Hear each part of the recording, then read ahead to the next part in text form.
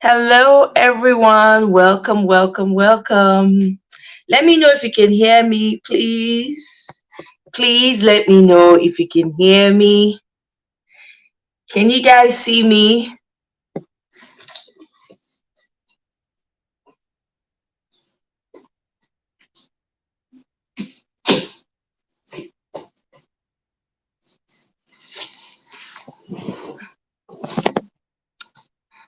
Let me know if you guys can hear me and see me.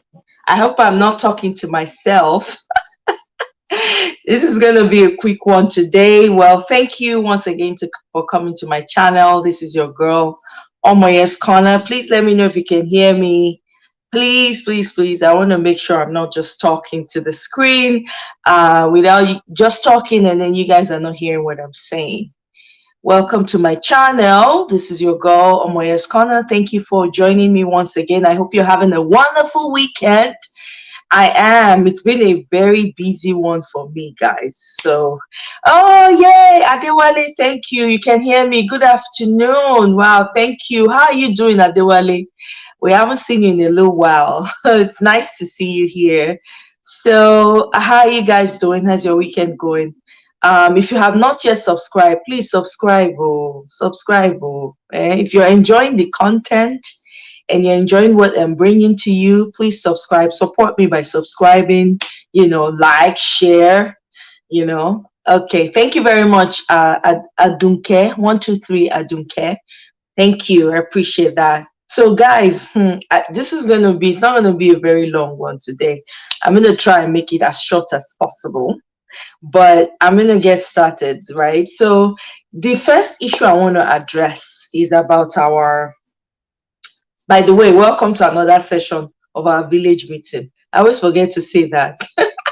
This is our community meeting, our village. We did our August meeting, our August big, somewhat August meeting last week, was it? Yeah, about a week ago. So for any of you that missed it, you can catch up by watching our August meeting, the last one.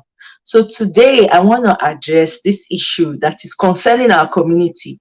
How many of you are just tired of this whole ASUU thing?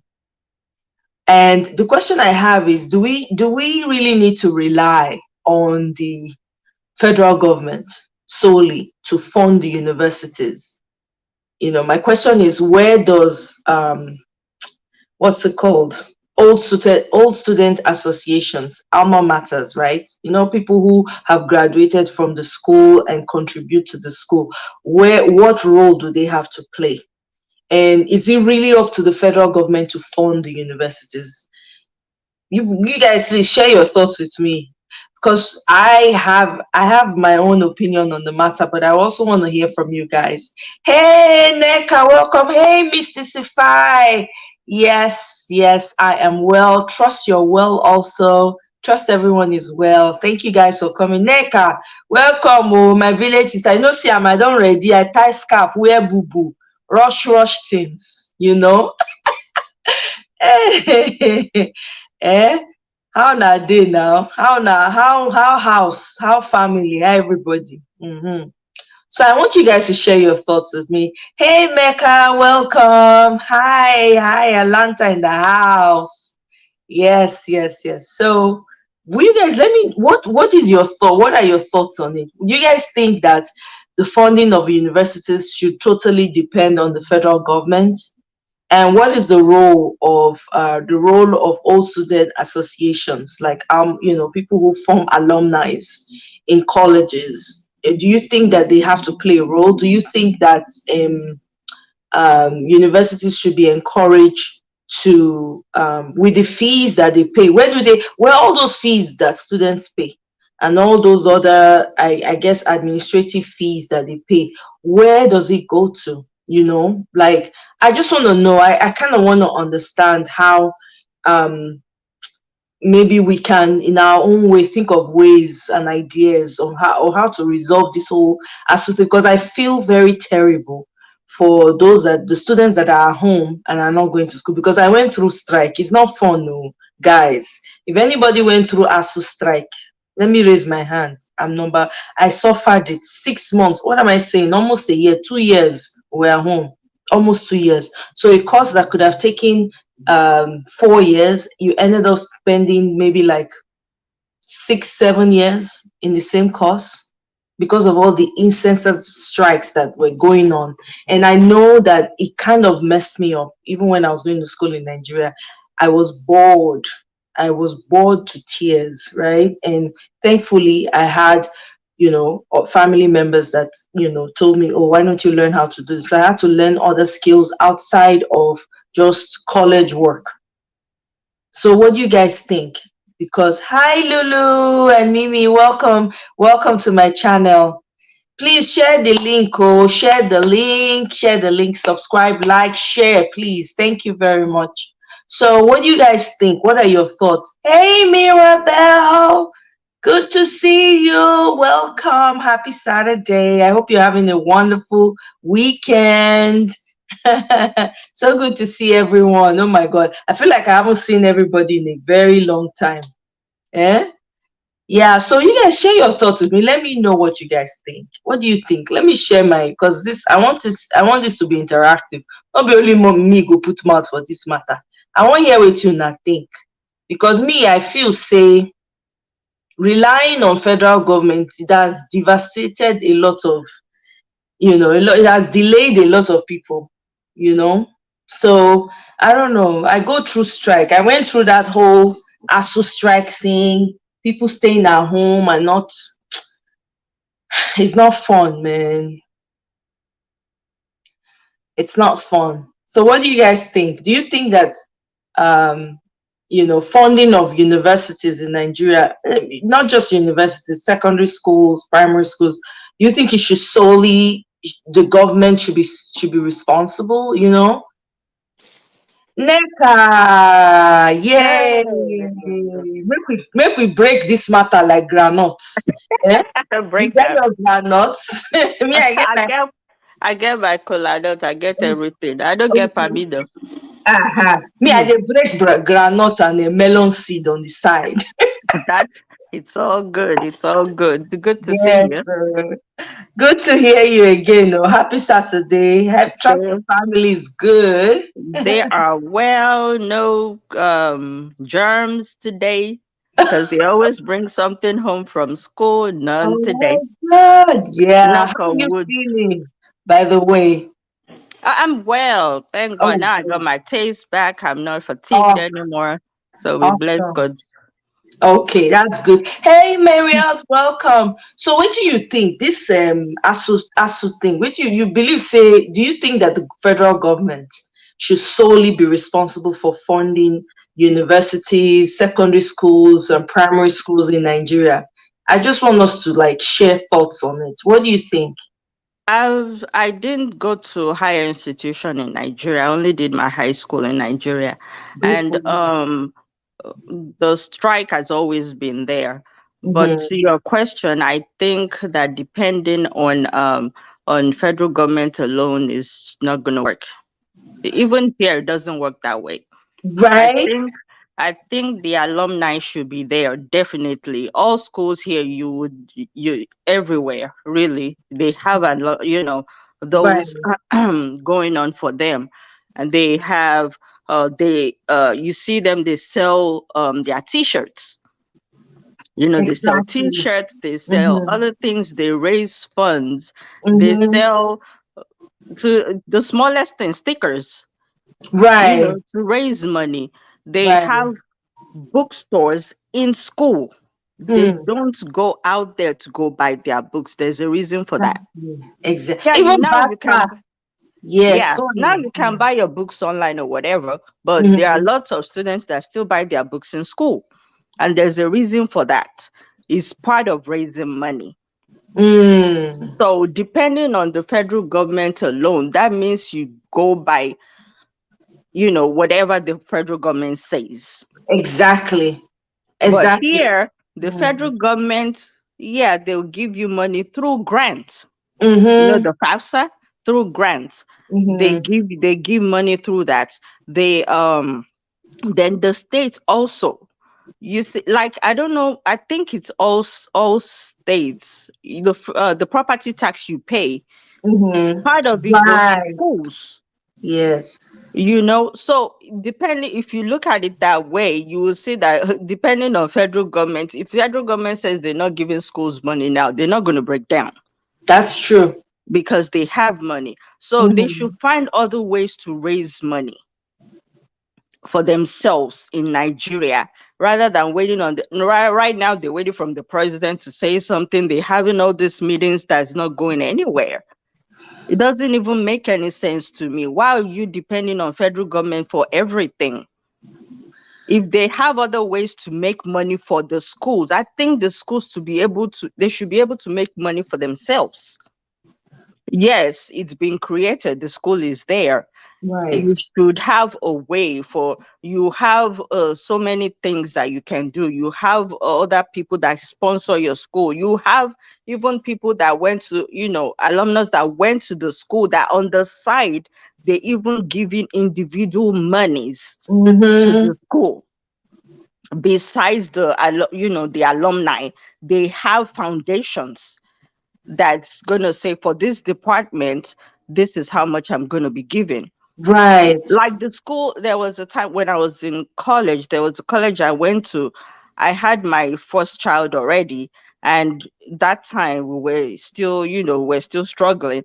And Mm-hmm. that foundation paid for my son's baby daycare. Daycare. Wow. They Look at paid part that. of it to the point that Right. I didn't feel the rest of the money coming out of my pocket. Right. Yeah, so Wow. those What are a and huge load. that's a go ahead. No, I'm saying that's a huge weight off of you. Yes, and that was an individual, her foundation, that's from the school that paid for that. Hmm. So they have to find ways, look for people, all these rich people in Nigeria that they say they have foundations, so they can go to them and they can commit to something in that state where the school is at. Right.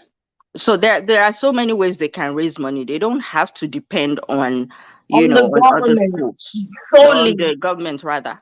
Yeah, because when I was going to school in Nigeria, we went through the ASUU strike thing. It wasn't fun, Neka. There were Yes, days that I feel like, man, I felt like I was just wasting, like you feel like you're just yes. wasting. There were those moments. So I can only imagine.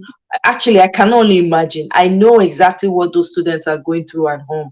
So that was Mm-hmm. when I started thinking, like, I don't think that we really need to depend solely on the government for funding for education because not all of Yes, them went to university. Let's just say it the way it is. You know what I mean? Not yes. all of them will agree to your terms. They're not going to agree. And this is why the idea of alumni is something that I really encourage for people. Like in my high school, for instance, the school I went to in Nigeria, one of my high school, when I saw it many years ago, the thing was dilapidated. I just got together and I said, what? Let's try and do Mm-hmm. something. Let's find out what the needs are. The moment everybody other people started seeing what we're doing, everybody joined in. Everybody Yes. started doing things, you know. I think that that should be encouraged more because these children Mm-hmm. are just languishing, you know. There's Yes. no, it's almost like they're not moving forward, they're not moving backwards. The government are not listening to them. They're even now saying parents should go and beg ASUU to call off the strike. You know, it just Mm-hmm. feels like they're punishing these young people for, you know, what they don't know so much about. So it really, Exactly. it hurts me to see that. And to your point, and I completely agree with you, Neka, because I did my master's here. I completely agree with you. You don't have Mm-hmm. to rely solely on the government to fund education. Alumni, people, all student associations, people that have been to that school need to learn how to give back. This is one thing we don't have back home. People just Yeah. go to the school and they just leave. I know there's some very well known Nigerians that went to the university I went to, for instance, right? Some of them are Mm-hmm. very wealthy in Nigeria today. But when you go and look at their profile, the name of my school is not part of what they list. Yeah. Meanwhile, they started from my school. You know what I mean? So we need to Mm-hmm. encourage that so that the government is, and you don't have to wait hand and foot for the government every time to come and give you money so that, you know, your kids can now go back to school. Now, what I heard recently was that they were saying that public schools should hike up the price of school fees so that whoever can afford to go to those schools should go. And to that point, I say that defeats the purpose of public schools, because if you hike the price, guess what? There are people who will not be able to afford it. That Yes. means you're turning into a private school. It's like a Mm-hmm. charter school now, like they had one time when this lady was education minister, whatever. She was trying to Mm-hmm. make all the schools charter schools. I'm like, we know there's some parents that cannot afford it. So let's be Yeah. realistic to our environment. So I totally agree with you. I don't think that we should rely solely on the government alone for funding because the students are suffering unnecessarily. Definitely. I'm not sure why they, okay, you say you want to hike up the fees of schools. The economy is not good. Where do Exactly. you want the parents to get the money from? And then speaking of, in that breath, I don't know if you heard about this university in Nigeria. It's a private university. Is it Bowen or something like that? Okay, yeah, And uh, Doan College, I think. is Miriam it and Bowen or Rothschild, Bowen? welcome everybody. Sorry, Neka, go ahead. No worries. Is it Bowen University? It's not even Dowen. There's a Is it university Bowen or that Doan? advertised I don't even know. their Mhm. school. Was it last week? And talked about, oh, like you can graduate in 4 years. And I'm thinking, so that is your advert, that, to people, oh, you can graduate in 4 years. Yeah, That is exactly, just rubbish. Why, exactly, when people advertise schools, you're advertising to say, okay, we have this, we have that. This you don't have in other schools. Not that you can graduate in 4 years 4 years. because your government school sucks. Exactly. So I'm not understanding. I'm like, seriously, that's just rubbish. It's like, okay, if you are rich, okay. If you're not rich, go Exactly. and borrow money and come to my school. You can graduate in 4 years. Okay, after I graduate in 4 years, Then where am I what? going to work? Thank you. Guess what now? I think the Emirates, the airline is shutting down service in Nigeria. So that's another a whole a lot of people now without jobs. Imagine those Mm-hmm. people have children in schools right now. Some of them have children in colleges. How would they pay for it? The unemployment percentage in Nigeria is so high now. It's sad. It's depressing. People can barely put food on the table. So those people who Mm-hmm. used to have jobs and were able to afford certain things, they can't now. They cannot because they don't have the jobs anymore. People are laying off people because companies cannot afford it too, because of the bottlenecks and the bureaucracy in Nigeria, not being Mm-hmm. able to do anything, flow. Whatever business you want to do, it's not you can't, it doesn't flow. You have to think about Exactly. electricity, you have to think about water, you have to think about diesel. You're burning diesel every day, literally 24/7, 365. And then Mm-hmm. there are people, middlemen, who will come and collect, they'll claim that they're coming to collect tax or whatever. So you're paying all this unnecessary money. How Mm-hmm. can you afford to, run your business successfully? So people are laying off people. So you see Yes. it becoming a catastrophe, you know? It's it just trickled down to everything else. And I don't know if when this administration, when there's a let's just assume somebody new comes into the government and becomes this president. I don't know, the person can even change their mindset. The way we think in Nigeria, I don't know if they can, what we're talking about now, Mm-hmm. who is going to introduce these things to them and tell them, look, release these schools from, from your hold as Yeah, as the federal government. Let them fend for themselves. You give them, this is how much we'll be giving you, right? exactly. Standard amount of money. Of money. This is what you schools Right. raise money for yourselves. And if you don't raise money as a school, then it's your problem. It's the chairman's problem. It's the dean's, it's their problem. You can't just have a hold on. Oh, look at the education now. It's like Mm-hmm. the bottom of the barrel. Why is that? No education in the country. How would that country survive without education? It can't survive. It can't survive. And to your point, this is why I think that we should start having the conversation, because I think that when we talk about things like this, one way or the other, it has a way of finding itself to a place where it is needed, because it really does not make any sense for the government solely to be funding education. I understand when they were talking about free education, but if it's not Mhm, feasible anymore, and there are schools that should, you should have certain number of schools that should have that free education, especially when it has to do with elementary or maybe primary school and maybe high school. Maybe you can afford to do mhm, certain things with that. But when you start getting into college, you can make certain colleges cheaper for people who can afford it, right? So mhm, that it is balanced. But when you have a lot of people, right, all at home at once, because mhm, it is solely the federal government's duty to fund those schools, fund the private, the secondary schools, the universities, the so-called federal primary school, I mean secondary schools or whatever. Some of them don't have chairs anymore. Students are mhm. sitting on the floor. They don't even have nothing. There's nothing in those Yeah, schools. So I think we need to rethink and yeah, revision the whole school system in Nigeria, because the way exactly. it is right now, it's not making any sense at all. Yeah, I And agree with Mirabelle. Exactly. yes, I was Ex- just going to read that exactly. The fact that they have 4 years as a selling point exactly says a lot about mhm. the education system. Because in the 4 years, what are you teaching my child, right? Yeah. So you're not talking about the content of what they teach now. It's more of, well, if you put your child in my school, oh, you are guaranteed 5 years they'll graduate, even if they get zero throughout. It doesn't make Even if they're not meeting up to the standards of the other countries, because exactly. you not you they just you know the law school, and you have the certain um programs that are in school. You're not Mhm. meeting up to the standards of other schools out there. The Right. world is moving and we're just stagnant. We're just where we've always been, and even worse.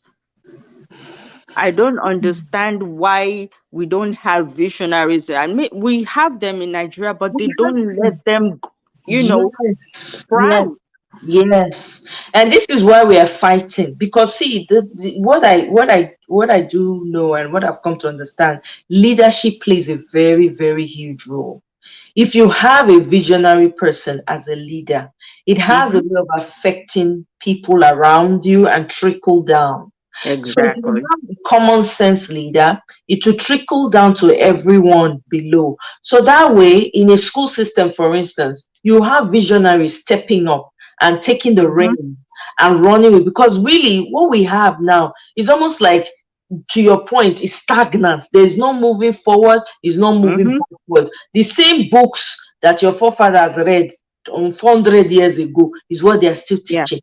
Science books that have upgraded long since whatever, They are still using it to today. It makes no sense. No talk of the fact that they don't even teach history. That one is the Mm-hmm. saddest part of it all for me, you know. And then Emeka Yeah. said here, from my perspective, it's a big misplacement of priorities. From the country's budget, the percentage allocated for education is so small for them to do much compared to other sectors, which is true. Mm-hmm. if Yes. they if they allocate a certain sizable, it doesn't have to cover every single need, but if they just like they say 2.1 point something billion for security cars for another country, imagine if they say 1 point something billion for education, it will go far. It might Definitely. not cover everything, but it will go far. Now, this is where alumni will come in. This is where schools, right? Because schools, Mm-hmm. they have business centers. Like you want to make photocopies, you want to what's it, school cafe, all those little things. That's where you generate the administrative funds, right? Yes. To run Yes. other parts of the school, and you break it. You need a good manager to even run Mm-hmm. those things within the school. So I agree with you, Emeka. The amount of money that they allocate to schools is very small. Marian says education is less than 6% of the national budget, less Yes. than recommended, yes, by international bodies, and 90% is stolen, which is true. People don't need to do anything; they need to fix the government. This is true. Like if we have common sense leaders, it will trickle down. Because Definitely. when you have someone who has value for education, he would, you know, he would affect it in such a way that everybody who works in those institutions will understand that, look, I better step up, or I retire and go and sit at home and be doing farming, Yeah. you know. The elementary school here and the elementary, middle school, and high school here. When I found out that they don't, of course, when I started having kids, I know that they don't buy their own textbooks. I said, huh? Hmm. Ẹ̀yin ọmọ ìlú yìí ẹ máa ń gbádùn o." I'm telling you. I said, "Oh, so we don't buy textbooks?" They said, "No, the school will give them textbooks." I said, "Ó ti dà." That's Ìyẹn náà ti dà load bẹ́ẹ̀. of you. Yeah, that's load up of you. If you want to buy them book, it's something that you intentionally go out of your way and say, I want Exactly. my child to know this one. Yeah, we just buy notebooks, the pencils and all of those. Of course, now it's more expensive because you buy clothes or whatever. But textbooks, we don't. Eh? They don't. You don't do that till you get to college. Exactly. See what Marriott says here, and it makes a lot of sense, because isn't this what's happening in Nigeria? Schools in Europe are funded by their governments, and they raise money from charging international students like failed nations like ours, which is Thank you, true. Marius. That's true. That Yeah, is very true. You see our people going that's to true. Ukraine, going to Russia to go to school. And then when those Mm-hmm. people come back home and have different ideology, we will not be fighting each other. Imagine you going to school in America, another one in London, another one Russia, another one China, another one in Bangladesh, different Mm-hmm. countries. You see, there will be differing of opinions. That's where Yes. you will now be hating on each other. You will now be at each other's throat because you feel like the system where you're coming from works, it makes sense. This one is saying, Mm-hmm. no, the system, there's no unification. This is why we need our schools, so that we Exactly. can have people that are focused and national minded. No, they would rather sell their rights to other people. It just Yeah. doesn't make sense. A friend of mine was telling me that as a nurse in Nigeria, you go to school and you have all these textbooks and you read them, and the equipments they talk about, they've never seen them. Yeah. Okay, so when they come here, and of course they do very well, but they've never seen those equipments. It's all So they theory. Yeah, so they see them and they know what to do with them, but never seen them. Of course, I never thought of that. I said, huh? And you wonder, okay, when they get here, of course they're going to do well. They read these things. They know they don't know what they are, but Hmm. it's in their books. How can you not see, Yeah. never seen what you've been? How do I even say this? And I was Yeah. just amazed by that. I was like, oh, really? Oh yeah, my computer class, computer 101 in the university. My sister, I know see computer one day. That theory, we were drawing on our notebooks. We draw computer, label it, mouse, keyboard. I'm telling you, I kid you not. Now, when I reach America, I say, oh, now like this computer look. No, actually, I take it back. I went to there was a computer, whatever. There's a guy that organizes computer classes for people somewhere on Falomo, under Falomo Bridge, right? So I found it and I decided to go there on my own to go and find out. Okay, and I went there and I saw the first DOS, DOS computer, Okay. that old computer. Oh my god! You go type, I think now A for directory, and then two colon, To and then polite. backslash, and then directory, and then you go. Hey, I don't believe so. I still remember. That was my first time. And then when I now came and I started seeing different types of, I say mogbe, mogbe, mogbe. So this is what computer look like. You remember now because when you were learning it was under hardship. Oh my, That's why those people they remember the whole textbook is in their brain. it is because you cram. It's Mm-hmm. cramming. You are not learning to understand. You are just cramming everything. Yeah. Yeah. It mean it doesn't for me, I don't know. Maria says the schools in Nigeria can only lease our buildings for events. Your mouth, God. I don't want to enter your I don't truck. know. Mirata, Mirabella here. I Yeah, don't know. their mouth there. Hey, what does that generate? There are fee paying schools already. ASUU is on strike, state and federal level. But guess what? The school in Anambra is not on strike. It's They're not not on affecting them. strike. They are going to school. As painful as it is, ASU has a valid reason. I understand. The children of the big government officials do not go to school in Nigeria, so they don't care, which is true. If their children, this is what I want them to implement. This is one of the Yes. first things. When they come into government, they must ensure every government official from the top to bottom, bring all your children.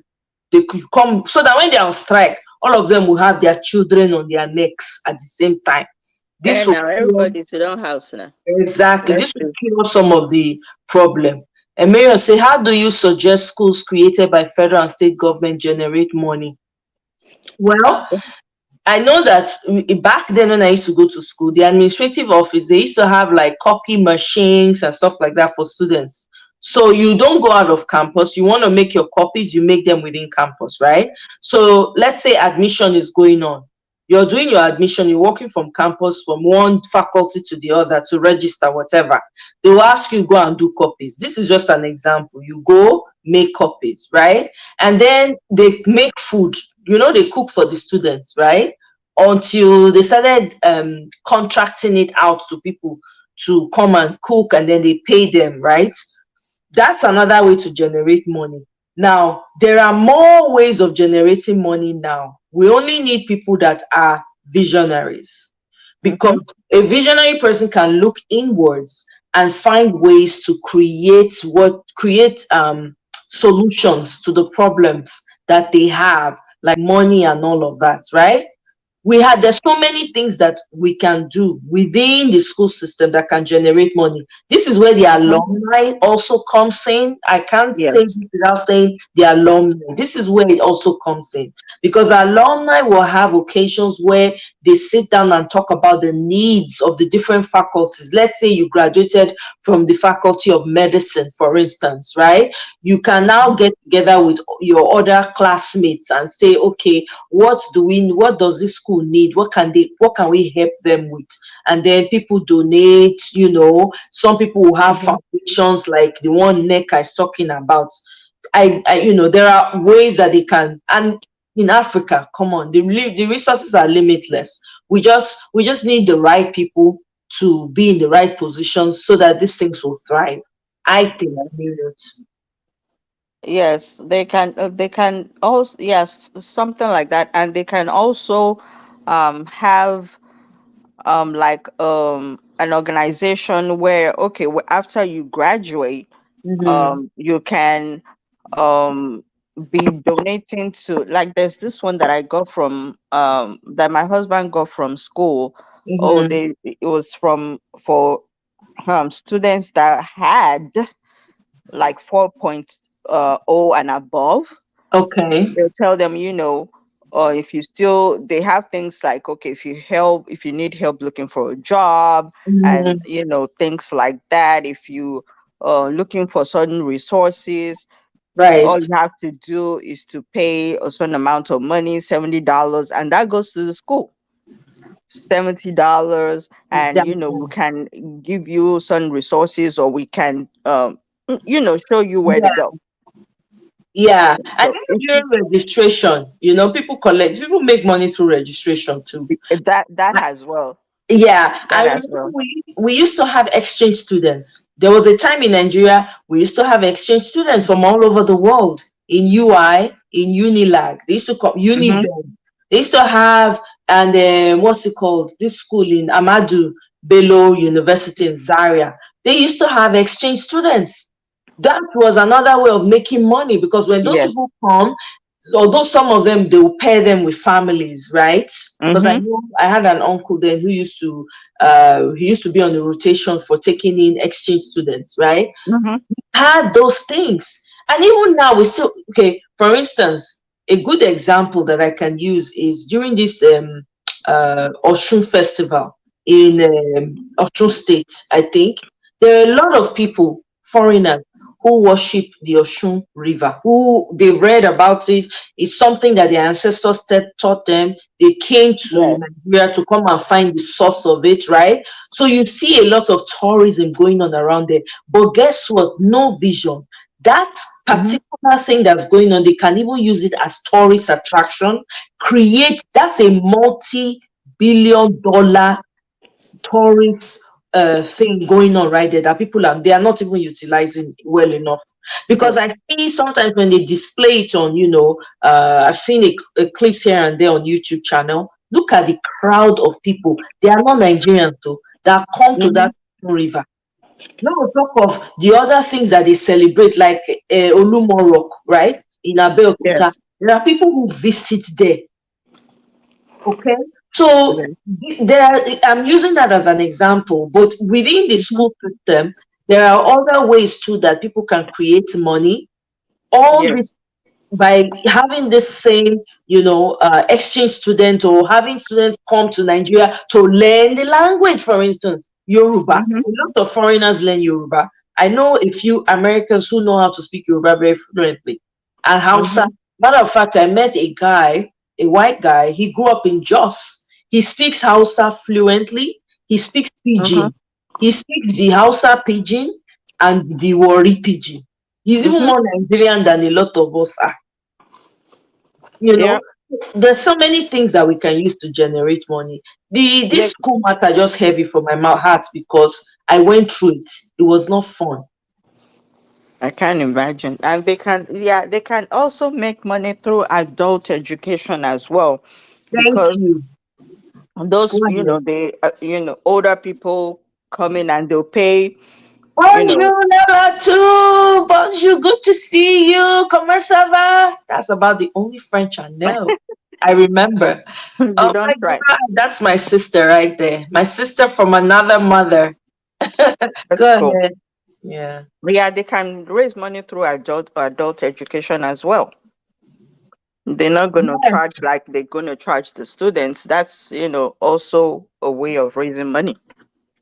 Right, right. Okay, Marriott is the warrior here. Warrior say I stand with ASU. ASU is right to strike and they should stay home until the budget for education is increased and invested in higher institutions and their pay is increased. Yes, ma'am.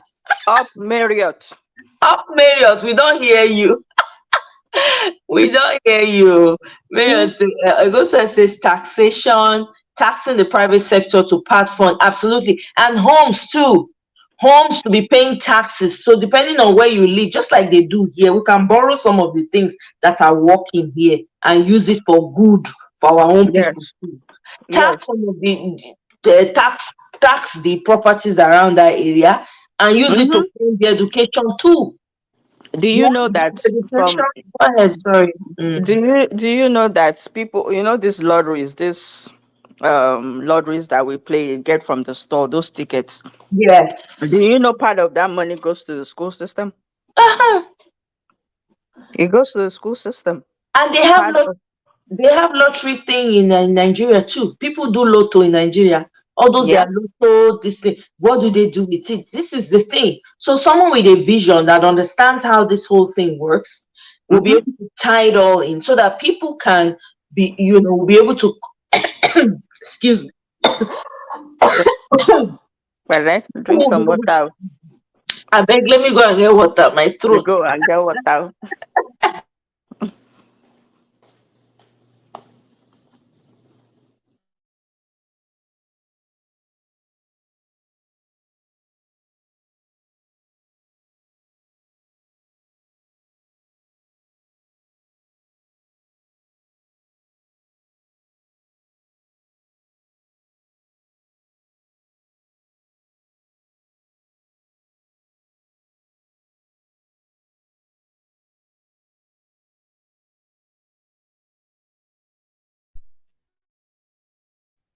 All right, I'm back.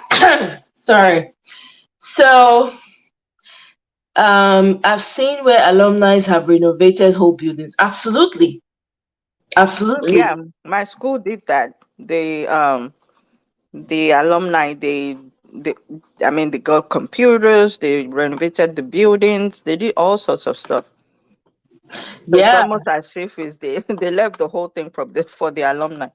exactly. I mean, look at the guy that donated to UI, that went to UI, I think to Faculty of Medicine. He donated what, $1 million?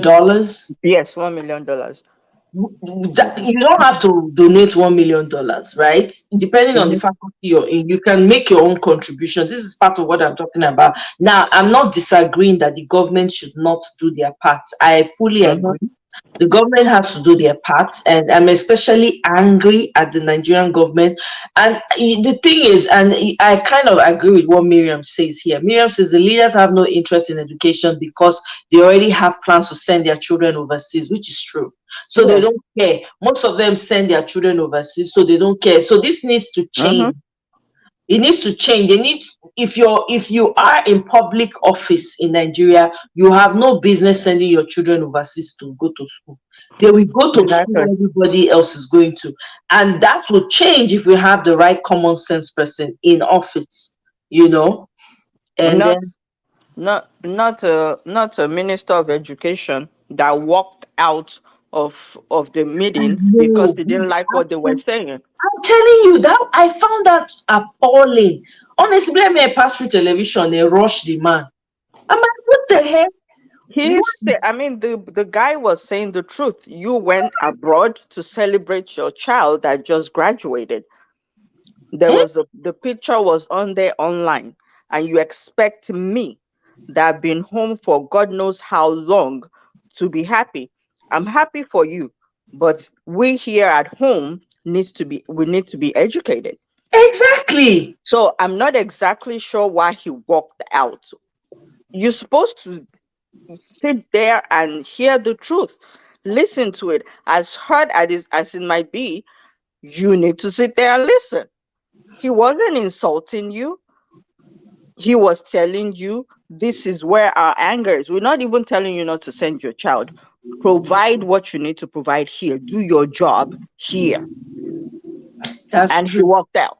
Yeah, I remember. I saw that clip. I was very angry at that video. I was like, I shouldn't have seen this. And I he was was not fired. yeah, and he's still there. That's the pain. No accountability. No accountability. None whatsoever. This is what bothers me about. But you know what? It's gonna change. That's my That's compensation. great. That's what makes me feel good on the inside. Like all this has to change. Maria says, tax at source and put into education. You cannot run a school by charging people to vote. Now me you dey laugh for Marriott. Now me say photocopy. Oh, you are using sense, so you have me. Oh. You are using Marius, Marius, come into the don't reach studio. me. Look una here. Oh. Come into the studio. We need good governance. The individual should not have to be responsible to maintain basic infrastructure. That's true. I'm still unsure how ASU striking affects the people in power personally. It only directly affects, yes, it doesn't Hmm. affect them. This Doesn't affect them. striking does not affect the people in power. Doesn't in any way, shape, or form. They're taking care of their children are schooling overseas. It is the ordinary Nigerian that suffers this. Me, Mm-hmm. I think house, I be ordinary Nigerian now. The ordinary school I go. So it affects me. Me when I dey talk to now. So I suffer Yeah. after strike. Eh. So now make the thing they pain me, because I understand what those students they go through. It's not easy. 6 months. It's Six 6 months is months. not a joke. Ha. Not to talk of 1 month is not even a joke. Not to talk of 6 months. Because most of those parents already don't talk. So, okay, my children are going to school. They've already sorted them out. And you have to understand that some of these parents put money aside so that their children can go to school. So when it's time for them to go to school, they quickly put that money, give them that money so that they're done with it, so they can focus on other things. So when you have a situation like this, you kind of Mm-hmm. mess it all up for them. You There know, are ordinary Nigerians too that they've sold their assets just for their kids yeah, not to go through this. exactly. I mean, Sold their assets so they can come here. yeah, with the case of I mean, a lot of parents send their kids now to Syria. No, not Syria. What's this other place? Um, Okay. uh, Turkey? Cyprus Oh, to go to Cyprus. school. Cyprus. A lot of Nigerians in Cyprus going to school. Ghana, all this. Kenya. There are people, Nigerians in Kenya, going to school in Kenya. Oh, God. So you see, Shoriko, by the time, okay, they now say we're talking about national citizenship. This is where the problem is. You're going to have people with dynamic, different way of thinking. Somebody who Mm-hmm. grows up in a different environment and has a different understanding of how it works. When they come, you now be, how do you I don't even know. I don't know the English when I want to speak again. Let's English fails me this morning. Mary Mm. says it was like NYSC. I saw the products of Nigerian schools and I knew it won't work. Basic things about their area they didn't know. Yep, it's terrible. For me, I Mm. had to do a lot of studying at home because that was how my parents were. So even though school was on strike, I had to be reading ahead. It's okay, it's on strike. Or yeah, be reading, catch up with your curriculum or whatever. I'm telling Mm. you, it was not funny. Even with that, it wasn't still funny, you know. Can So imagine. yeah, I mean, now don't even talk about now. Now people can't even put two sentences together. They can't. Some of them don't even. I was watching one clip of some guy who went to a school, NYSC camp. Really, was asking them what. Some of them didn't even know what NYSC meant. Ah, They were on in Opare. NYSC. They didn't know. I'm telling you, Ah, I my was country. stunned. Why? Some of them, some of these people went to colleges, matriculation time to go and ask the students what they're going into school for, what they're studying. Some of them they could not say what they were studying. I They think I just saw know the that video. abbreviation. Maybe like, what's it called? They just, how they have bachelors of BS, whatever. They would like, ask them a question like, what does BSc mean, for instance? Mm-hmm. What does BA mean? They no fear answer, my sister. I think I saw that video. Ah, you know what I mean. Ah, Adwale, how mm. are you joining me? Oh? Okay, now I'm able to add you. All right. Who Hey, is there? Adwale, welcome. Good to hear you. Can you hear us, Adewale? Hello, can you guys hear me? Yes, yes, Uh, yes. Adewale for president. Good to meet you guys today. I'm happy I'm free today. I've been a bit busy with my Yeah, I know. How's school. that going for you? How's school? How's your end? I'm How's almost everything? done. I'm almost done. I have 3 months left. So Yeah. Awesome. yeah, I'm happy to hear that. I know you've That's yeah. been good. busy, but I just, sometimes when you cross my mind, I'm like, I hope he's doing okay. So I'm glad to hear you. Yeah, I've just been busy, so I just like come in and come out. So sometimes Right. I spend a lot of time doing the project, and after some time, I take a short break and I come here because sometimes when I'm doing the project for too long, I get like it's a project, so it's not like an assignment where there set answers to the questions. This is a project. It's kind of like art.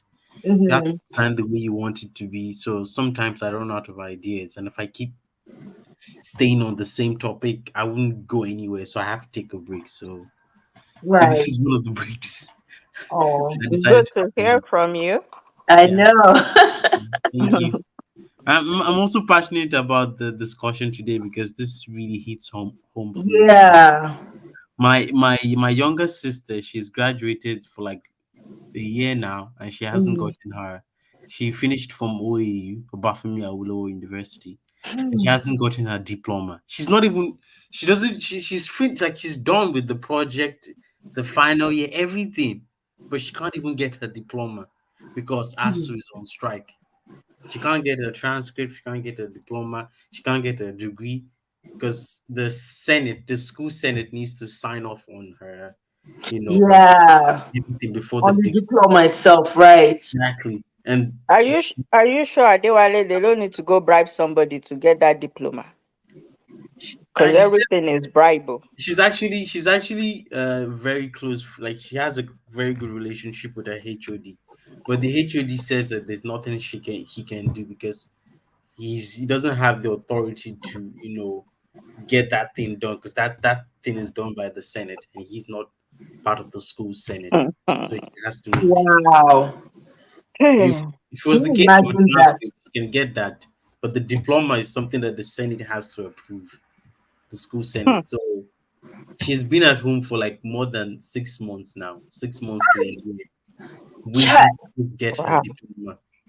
So it's really sad. My younger brother's also he actually went for an internship in the UK for 3 months. He did an internship at Facebook. He came back, ASU still on strike, and he's also in his final year. Hmm. ASU still on strike, and he needs the diploma because he might be called back. Because like Facebook, after the internship, if you really do a good job at Facebook, they can call you back to work for them. So by that, Right. they expect you to have graduated. So he's not really sure what he tell his employers, and like he's not really sure. Even like he actually told me that he might even just forgo the whole degree thing because somehow it's not really even useful to him because a lot of things he does right now, a lot of things he knows were not taught in school. Like Right. like most Nigerian universities, they teach a lot of their students theoretical things. There is little to no practical experience. So if, like for someone Yeah. who does coding Hmm. a lot, you might not even have seen like a very good computing computer because not all computers can handle certain computer code. So for a student like he might not even have seen that kind of computer before. So all the things he knew like he learned outside the school. That's how he got the internship at Facebook actually.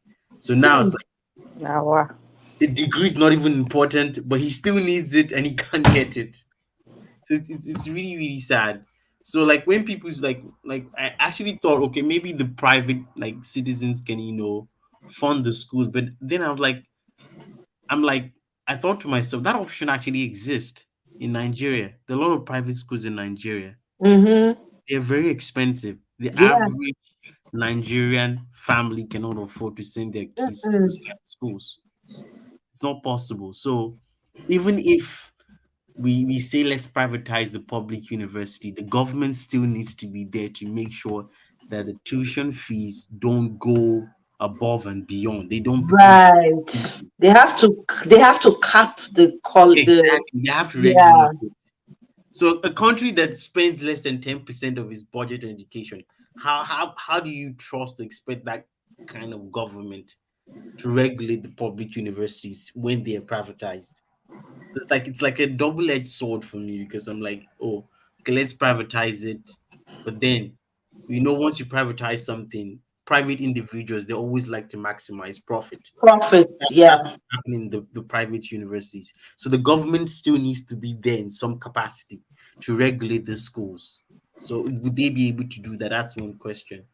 And like in the case of alumni, I think the reason why a lot of Nigerian alumni don't really participate in funding the school or providing financial services because a lot of them didn't have good experiences while they were in This is true. This is Yeah. very, I thought about it. I was they gonna had they say, had but very bad relationships yes, with the I did. Yeah, yeah. they're I like, agree. oh, there's this popular phrase, who university head for Nigeria? Yes. So even if they make the money in the nearest future, Yeah. they wouldn't want to fund the schools. So I think for those universities to make their alumni as powerful as they are in other countries, they need to start building good relationships with their students. They need to make sure that the professors know that these students are basically their kids, their children, not Yes. Mm-hmm. someone they order around.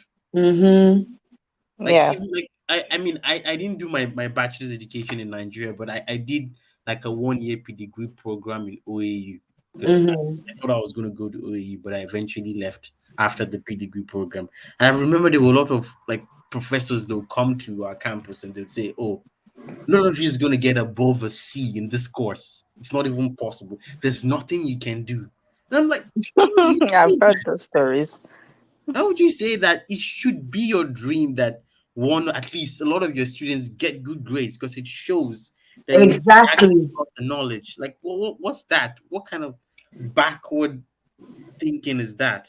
Doesn't make sense. So these experiences make a lot of like Nigerian students say, "Oh, once I graduate, I have nothing to do with the school anymore. It's like bye, bye, bye, bye, bye, and let's go." So it's only a few that still think, "Oh, let me help the young ones." A lot of those people are usually maybe in education, so they like, "Oh, we need to do this."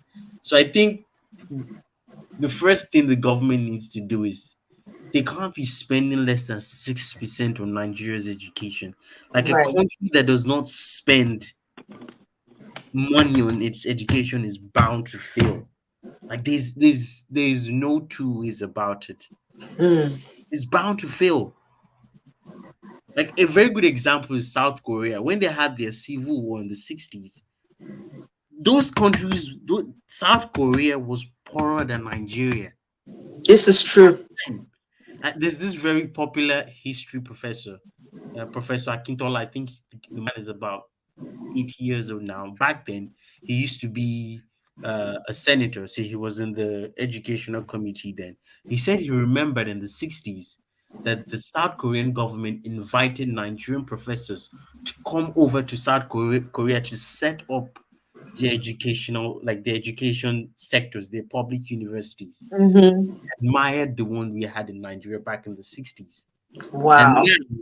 now South Korea is one of the most developed countries in the world because they invested in education, Mm-hmm. invested a lot in that because education provides a lot of things. It's not like students don't just go to school to learn like the theory things. They get to meet friends.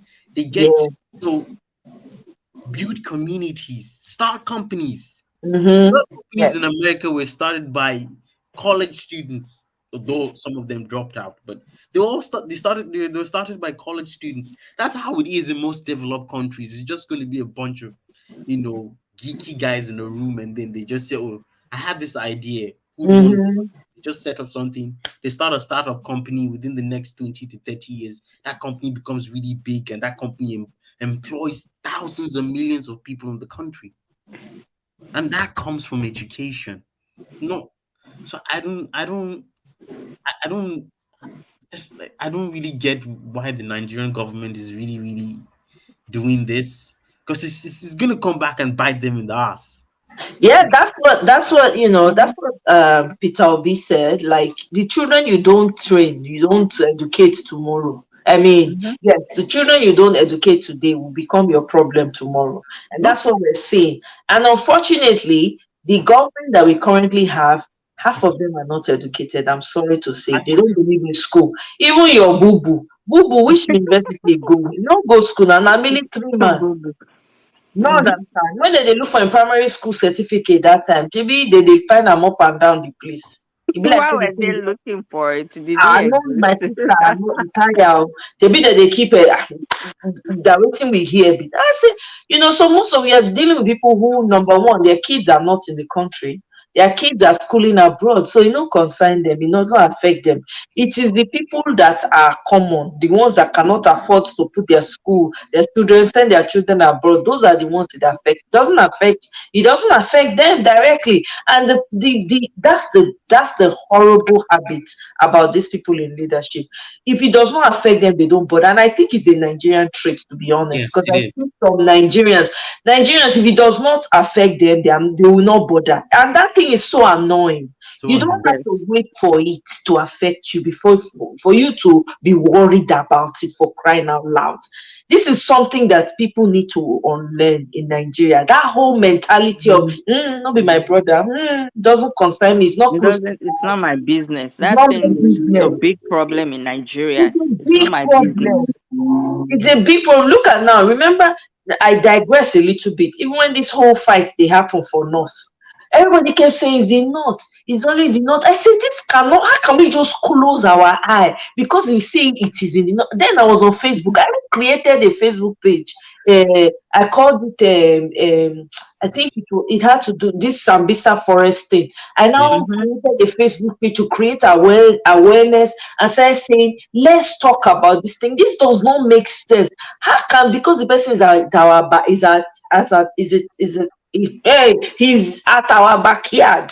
We are saying Mm-hmm. it doesn't concern us. Does it have to show up in front of your door? Many years No. later, a couple of years later, what is happening now? It's in Happening in front of Nollywood. their face now.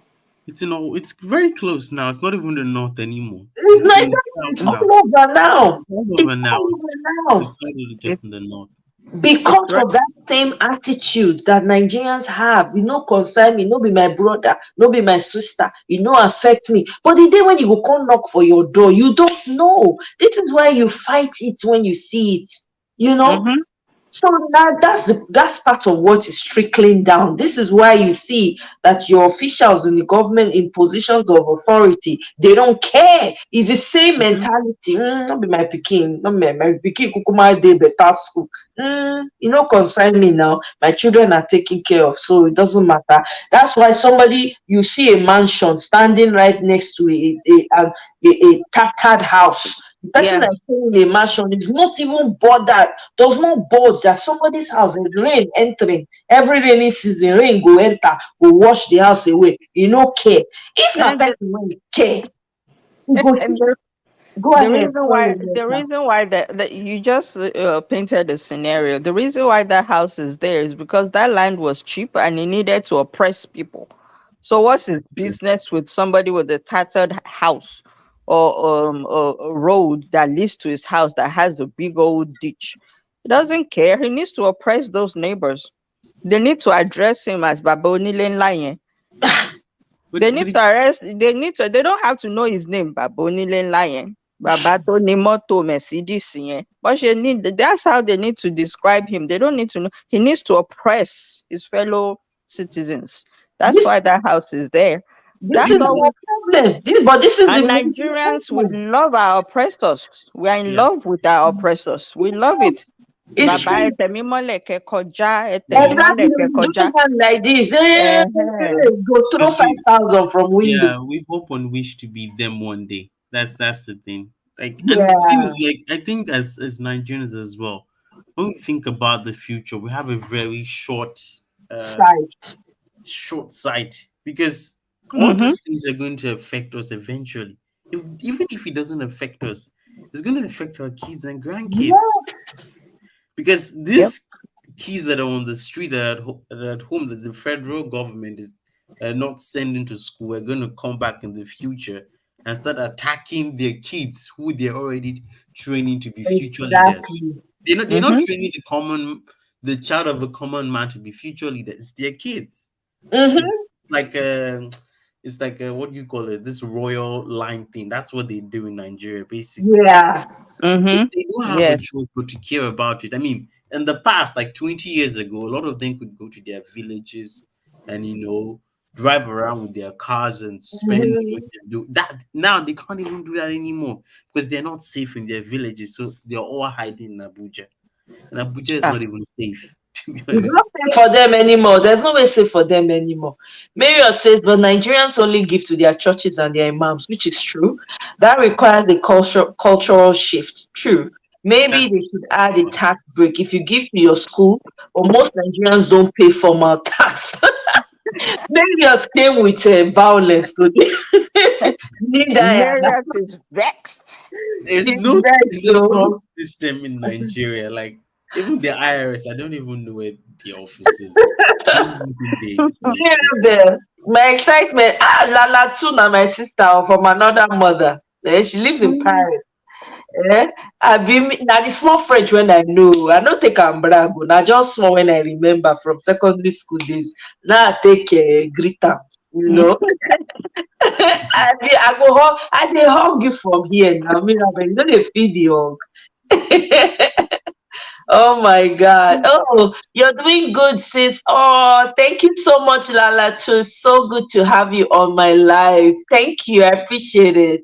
All right, good. So, Marian says Nigerians are sending their kids abroad from primary school, much less the Yep, this is true.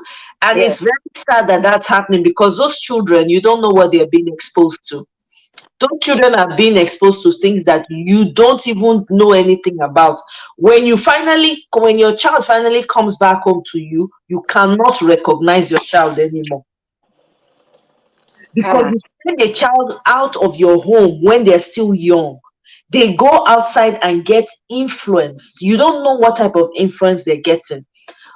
Did we not hear of stories of how people who went to school in other countries, some of them deleted themselves because they couldn't handle the pressure?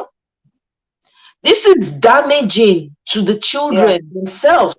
This is that. Which politician was it that came out and was crying because his son came out and said, "Na man in like man, na man."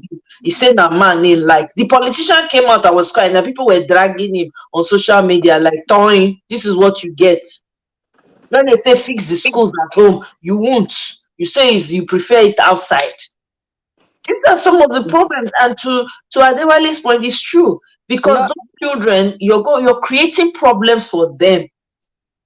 yeah, and I don't understand why you you let a 16-year-old go to a whole different country all by him or herself and just to dump them on somebody else's lap or in a school. I don't get that part. I don't either, and a That's lot a of baby as far as I'm concerned. yeah, but a lot of some of these Nigerian parents are doing it. Some of the kids I saw coming out of Ukraine, some of them did not look. They look young. They look like 16, 17. In it, Yes.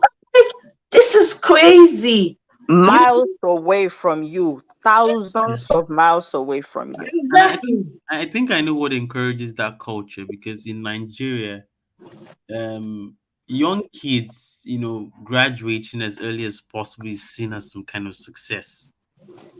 So when Yes. parents gather around, they would say, "Oh, my child is just 15 and she's finished secondary school. Oh, my child is just 9 and she's already in GSS 2." So like there are a lot of Nigerians, who graduated university at the age of 15. I'm sorry, secondary school at the age of 15. Mhm. And then Because they want to show off to their exactly. other friends. Then they're sent to the university where it's like a jungle where you meet people from different parts of the country, No. different mindsets, different upbringing, and they can't cope. They can't cope because a 15-year-old will be sitting in the same classroom as a 19-year-old or 20-year-old in the university. Exactly. That's another thing they don't understand that where we are here, it's not like in college, everybody's the same age. No, they're not. You have a 16 or a 17-year-old with probably a 21-year-old, 24, as old as 50. That's They see another that thing they from don't you. understand. They don't. They don't. They just want their kids to just finish early, and finish early, and then maybe just finish early, and then there are no jobs.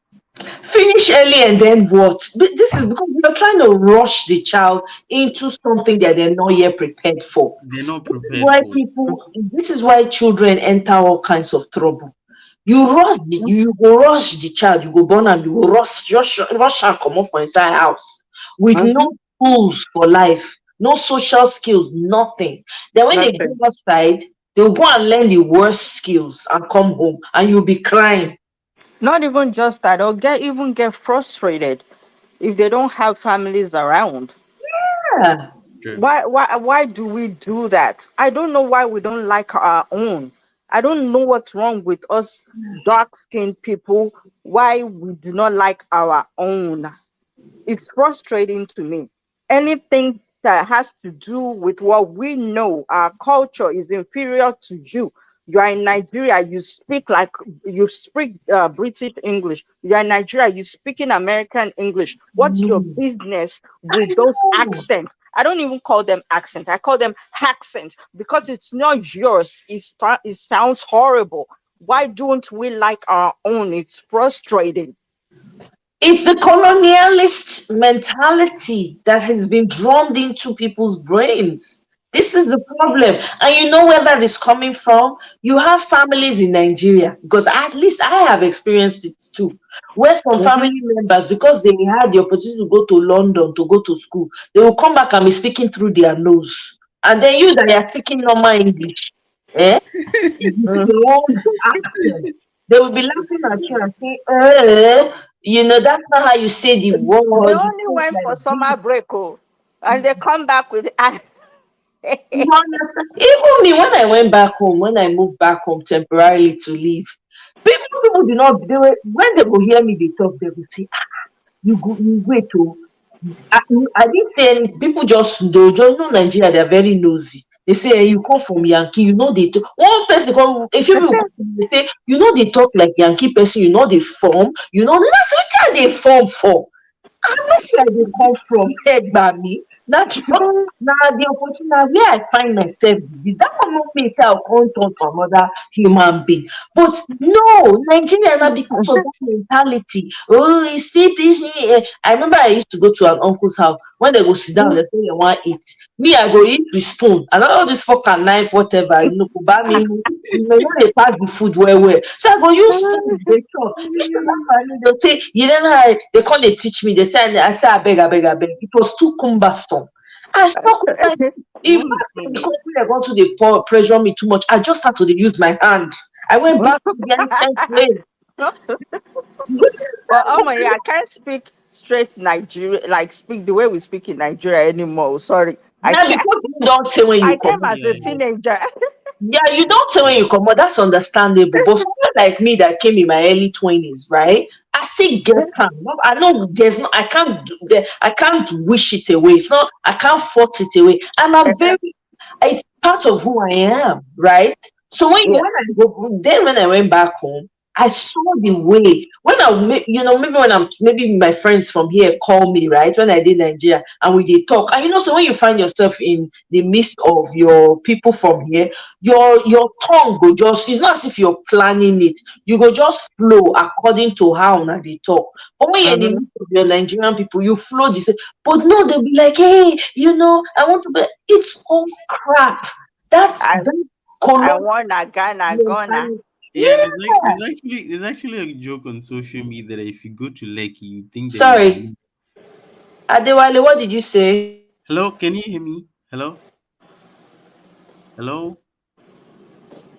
I can hear you. Oh, I think there's something wrong with on my I ears and can. Yeah. She she froze. froze. Yeah. If I talk Nepa now, you will be laughing. She's not in Nep- Nigeria. I don't think she is. Well, Nepa, if you follow us, come. Can you guys hear me? Yeah, we Yes. can hear you now. We can hear you Okay, now. I don't know what happened though. I think all right, my Oh my, internet. I said if I talk Nepa now, you'll be laughing. I do understand Nepa is not here. I said, if you follow us, come. Because they are very strong. I said Nepal. I remember first time I came to America. Quick story. I was staying in my uncle's house. So they were fixing something. Sha. My uncle was not around. Only me the house. Hey, now they take light. I scream. I said, Nepal, follow me from Nigeria. Literally, I jumped up. I could not believe it. I said, hey, Nepal come from Nigeria. When my uncle came, I told him he fell on the ground. I was laughing. I'm Oh my telling you. God. Yeah. And so, No. yes, I was saying something. I said like there's a joke on social media that if you go to Lekki or Mhm. Victoria Island, you think you're in America because every Nigerian who lives there are rolling their R's like Americans. Wahala. Yeah, they're rolling their R's like Americans do. It's just a funny joke. It's annoying. This is why, for me, this is the problem. This is why I can't watch a lot of Nigerian English movies. There's some good ones. I have to give it to the ones that are doing it correctly. But do you know there was a time they have this African Film Festival that they do in where I live, right? So there's this particular guy that's always organizing it.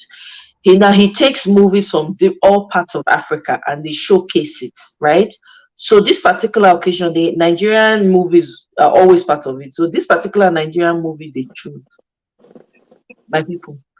When they start all the other African movies, when we they watch them, everybody was just like, wow. You could see how they displayed the culture, the way their food. They didn't speak any English. Oh. It was their language the entire time, subtitle. The Cornish Nigeria time, my brother and sister.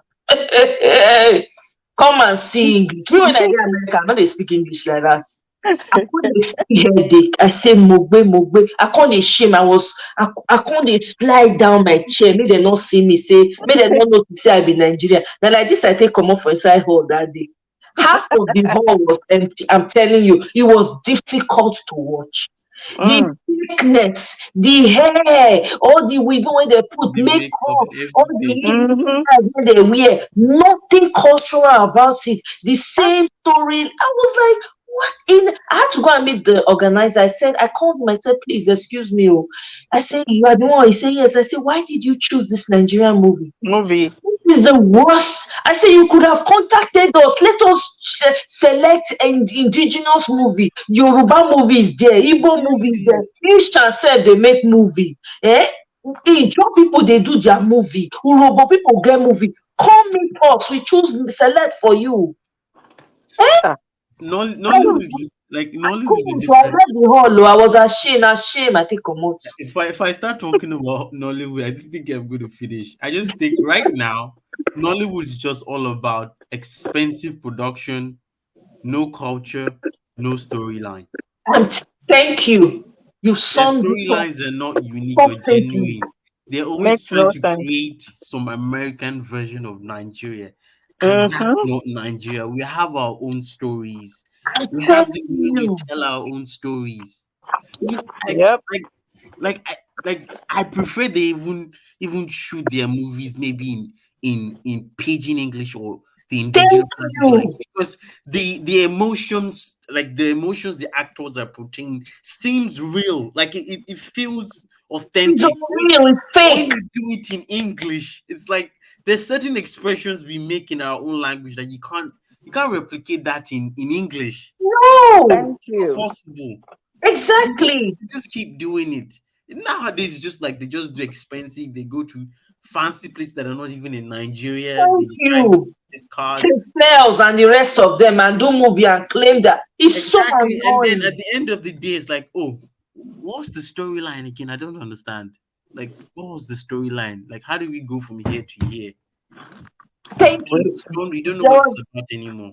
you know what, Adewale, there was a movie I watched recently on Netflix. My God, the movie. The man was now one day woke up in the morning. I was now doing whether it's feng shui they call it, all these Chinese moves that people wake up in the morning, they will do like this, they will do like taekwondo style. It was now like I now said this is not African, first and foremost. Mm. You people are trying to tell a story. Story on back Obamimu. I don't understand the beginning. I don't understand the middle mimo. So what's the cocoa of the story? I had to turn it off. I was like, this is why Yep. I can't. I literally have to. Sometimes when people recommend Nigerian movies to me, I have to like Nigerian English speaking movies now.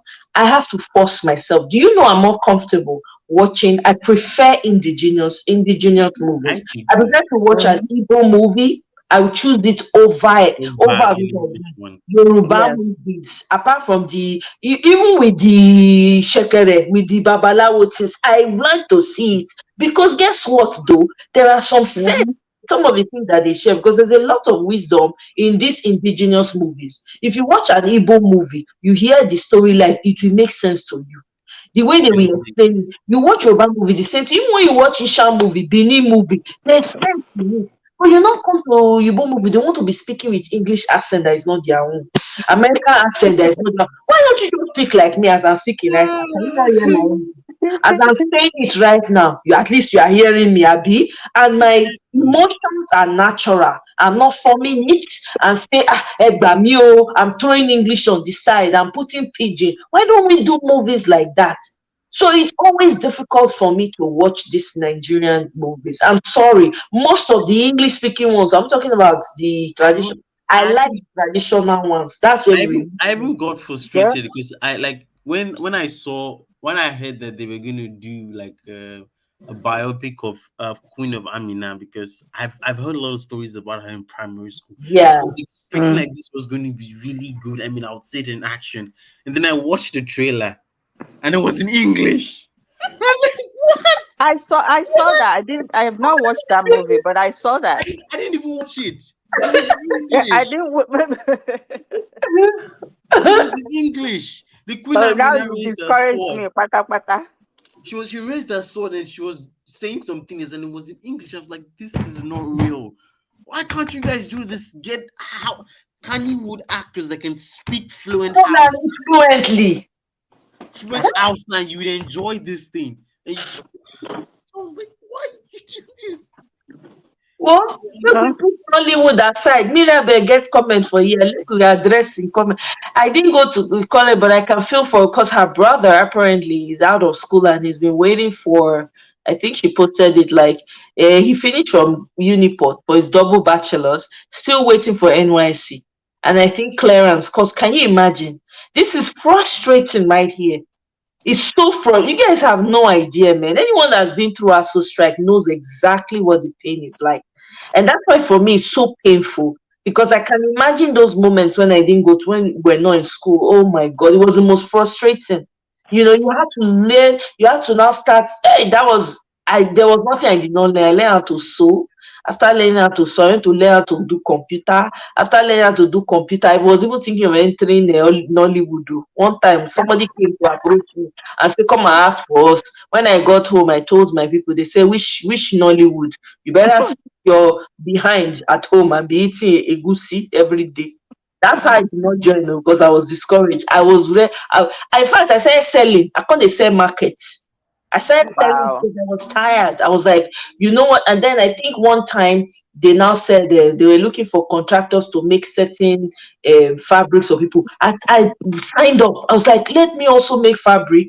I can make fabric too. I can sew. I can do needle and thread work. Teach me the rest, and we are good to go. I'm telling you, it's very frustrating. You haven't Even been those through it, you will not know. even You those know. vocational skills are not even interesting anymore because Uh-huh. you know that whatever you learn, you're not going to use it anymore, and you don't even know. Like the government can call off the strike the following week, and you have to stop whatever you're doing. So you're just learning the thing endlessly, endlessly, endlessly, and you don't even know. Oh, you learn this one, and then you have to switch from maybe you go to tailoring school, you switch to I don't know what the fashion school, and then you switch to another one. There's I'm telling you. no clear path. You don't know what you're doing. Exactly. That's how it feels. I'm It not feels sure like you why don't have that a country is future. just. I don't That's know. how it We feels. have so many things to offer. Sorry, Adiwali. We have so many things to offer, and we just let it go to waste. Sorry. And then none of those people, they don't care.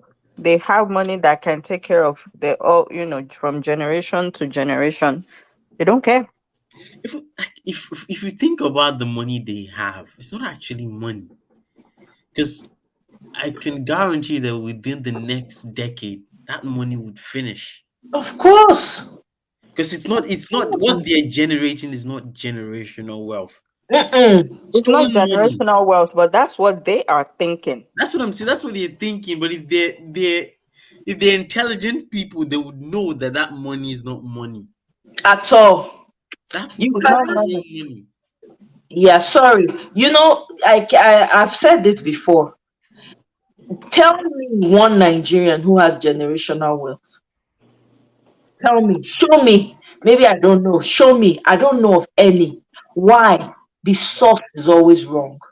Even the people, the so-called wealthy people, so-called billionaire, oh, married into money. How did they make the money? They sold their brothers and their sisters.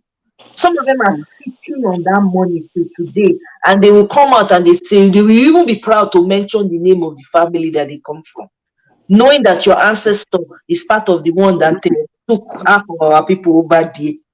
No understanding at the top. Name that has generation. Go see you don't day, because why? When you go against yourself, when you don't love yourself enough, you dispose of your own just because of what you want to gain. That kind of wealth cannot last. And even when you have it, you will now have children that will waste it. Exactly. Because they were not trained to handle anything. They just have them. Wrong. The source was wrong. You cannot build on it. You cannot build on foundation of sand. It can't last. You have the foundation has to be right. Even if you make all the money, the foundation no correct, forget.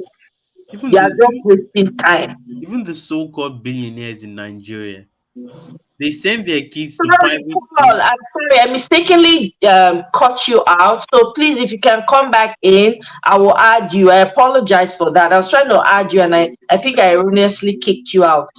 So please, Paul, if you can hear me, call me back. Go ahead, Adewale. Yeah, I said even the rich families or the rich businessmen in Nigeria, they send their kids to expensive schools in Nigeria. Once they are done with secondary school, then they send them abroad to go learn the Onyibo's economics or go do MBA in abroad. And that kind of MBA, for the most part, does not apply in In Nigeria. Nigeria, yes. It doesn't. So when those kids come back, they just destroy the business and waste the money. Yeah, Thank you. absolutely. That's what happens. And for most of them that have like businesses in Nigeria, like all these major banks in Nigeria, major companies sometimes, right? They have their kids overseas, take them overseas to go to school and everything. They come back, automatically put their manager or a branch, whatever, branch manager, whatever, right? Big position, halfway up there. Then because they don't have enough understanding of how the business works, the way they treat the people under them is horrible.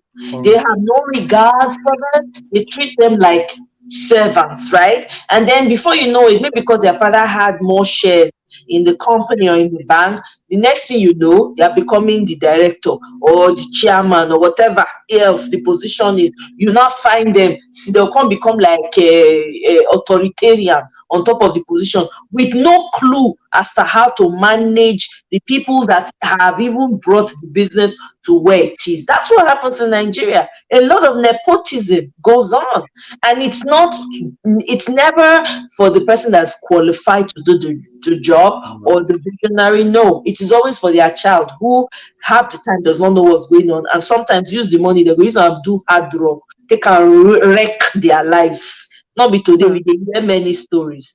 Let's welcome Paul. Hello, Paul. Hey, nice hi. to have you. Hi, Omoye.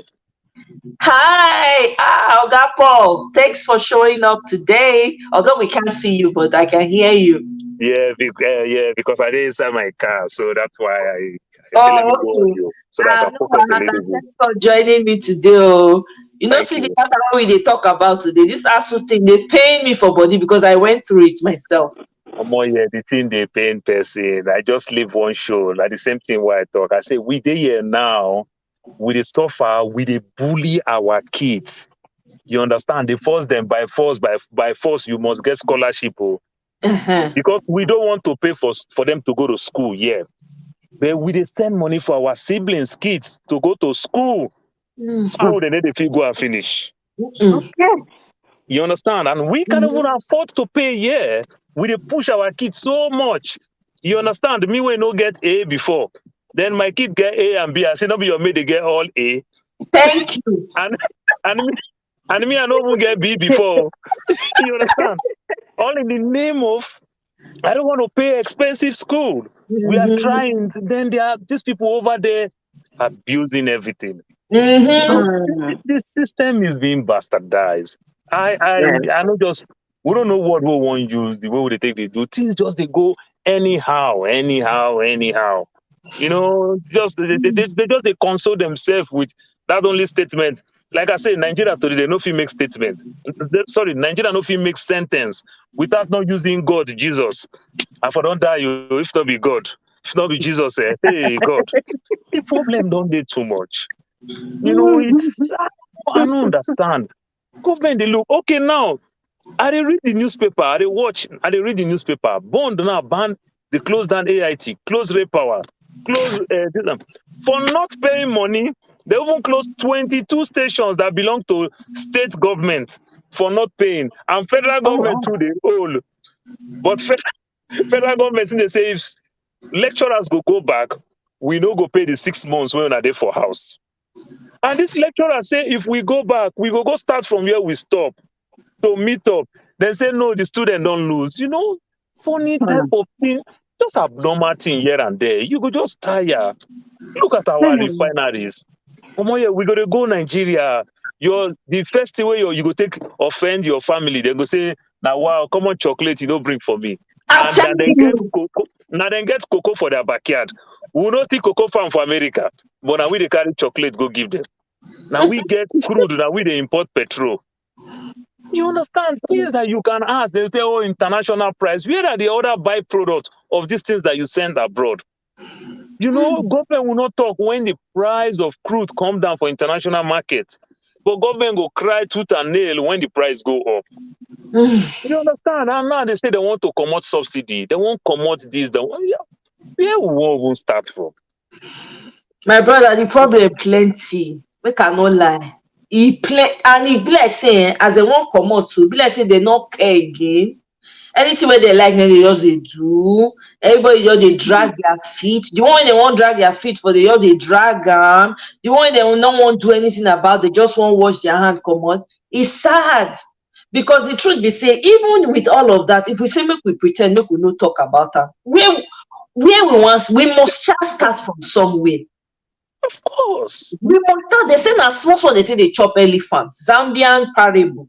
He say na small small slice na they take dey chop elephant. The problem wey we get for Nigeria na elephant size. In fact, wetin I dey talk, elephant times 1,000 of them. Na im we get. Yeah, the thing don't they so you know, like they say government to know a bad government, you understand? Now the people. You understand? Now the people. So right there, it's not only the government, the people that are the aim of governance. You understand? Plus the follower, they don't know what they want. They don't know anything. You cannot you advise one person now say vote for Obi, for example. Now make an okada and go politics. Then go say no, Obi no get experience. I said that's true. Obi no get experience. You know better to vote for somebody who no get experience than the person who already get experience for failure. Mm. This was them. They get experience for failure. You know, so when I see Exactly. this analysis, you know, that critical thinking, you know, they did this. So one of my friends argue with me. He said, make I leave, say, because I did America. I say, thank you. Say, you even tell me to my face, say, I did America. I like you past those where they pretend, where they do yes, sir, for me. But Tinubu meets Lagos State at 4 billion. And Tinubu take Lagos State to 13 billion. That's a good thing to campaign. But Tinubu take 4 billion for Marwa. You know whether Marwa they make 30 billion, choose to report 4 billion because they don't give account to nobody. Of What course. about that? What about that? But Tinubu will meet Lagos with 4 billion and the revenue move them all the way to 13 billion. That makes sense. But Tinubu still left Lagos State with 21 billion debt. So what did he achieve? You Exactly. understand? School of nursing that belong to state, Tinubu buy them to himself. TVC there, Tinubu buy them to himself. You understand? Tinubu as a man is growing, but the state when he run is dying in debt. How What many of exactly us? about him as a leader? Yeah. How many of us? Omoye, make I use two way when you talk about this generational wealth and these big men. Look at this bank, FCMB, Shubumi Balogun. He brought the son who is school for abroad, come, they speak well, Polish English and everything. Where did he take the bank to? The bank still remember he did.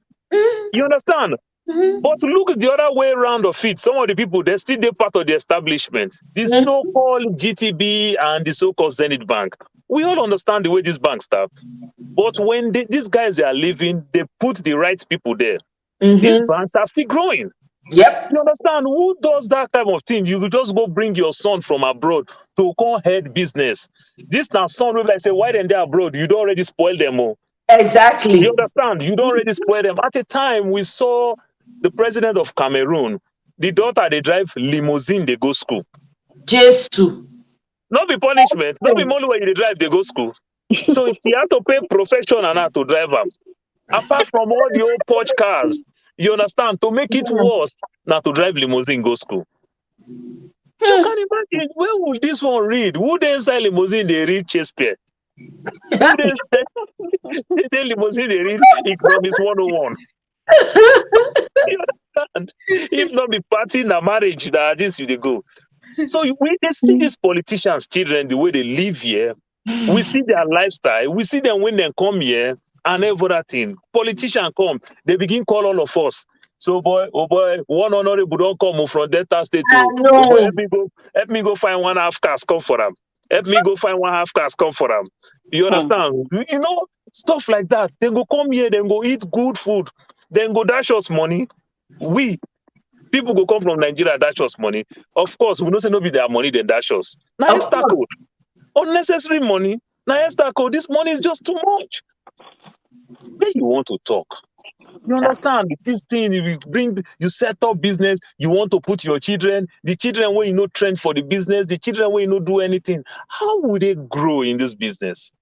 How would they grow? So when you look at it, then the new thing called contract staff and everything, there is no job. Good percentage of the people where they work for banking sector, oil sector, everything. Good percentage of them contract staff with no benefit. Nothing. You understand? When they call contract staff, what is contract staff? We all understand this thing. If I'm a contract staff to Zenith, then I'm a staff to my own agency. Exactly. I'm supposed to get benefit from my own agency. But I just tell you to say you be contract staff. Now there you end. You are not, you don't have benefit in this place, you don't have benefit in the other place. If you bring a police to protect a bank, the police is a contract staff, it's not a staff of the bank. But the police have every benefit in the Nigerian police force. That's how it works. You know, so you just see all abnormal things. Sometimes when I explain this thing to people, say, not true. Not true now. Not true. Say, but the agency they make money now. They pay me 50,000. The agency they pay me 45. So now only 5,000 they gain. I say, who negotiate that kind of thing? Exactly. Who negotiates that type of thing?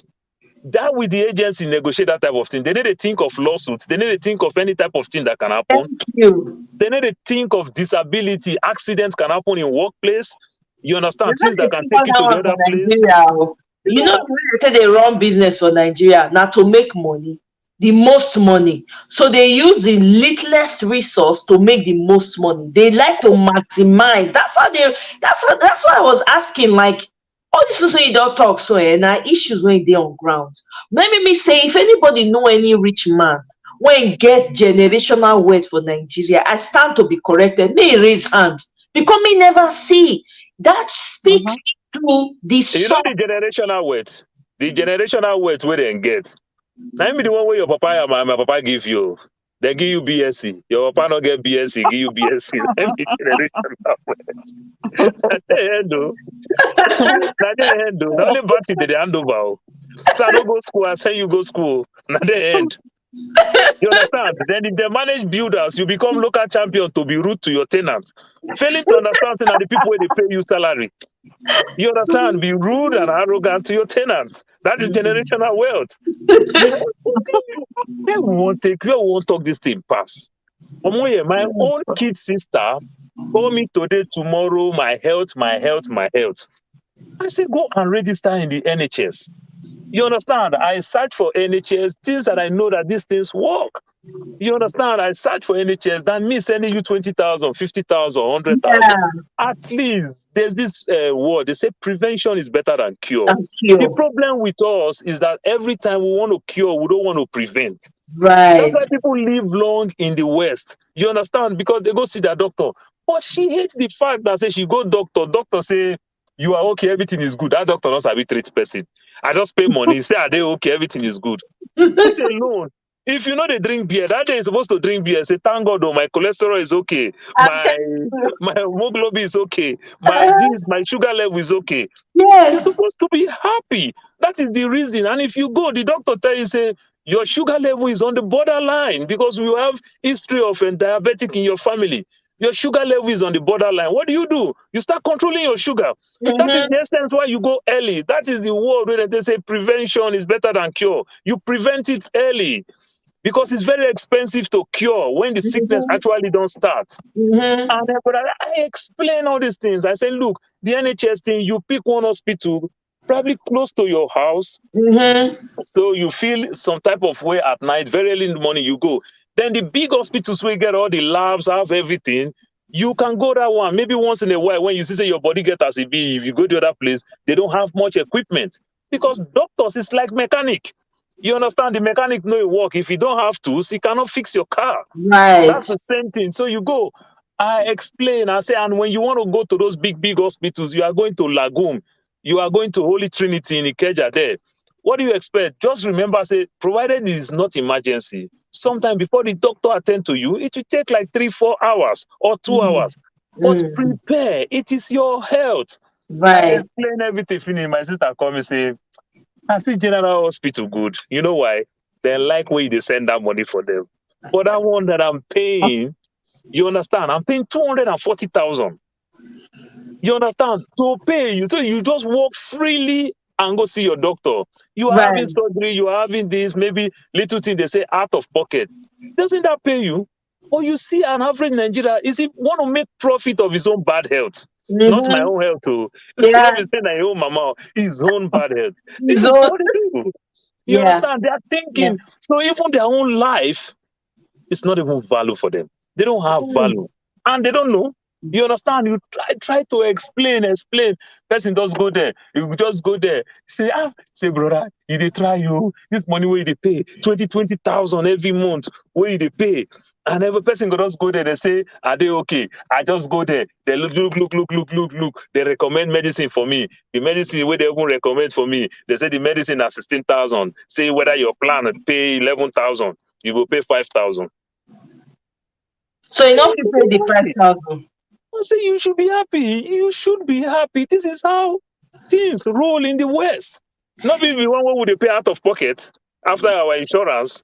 You understand? Some of us will not get Cadillac insurance like people did for Congress, where they get 100%. You know, this is how we live life. You try to explain everything to these people, they will not hear. But when it comes to coordinating Ashoebi, one hour uncle don't die, everybody they contribute to bros harvest money, no fall my hand. They go get credit. They go get credit to call you, contribute, no fall my hand. You understand? They will get credit to call you. And no. So In the fact, thing my to brother the leaders, talking to the about church, to the people themselves, everything need factory reset. everything. Everything need factory reset. Everything. I remember some time past. I bought a phone for my mother, Samsung phone. My brother called me, complain, my elder brother.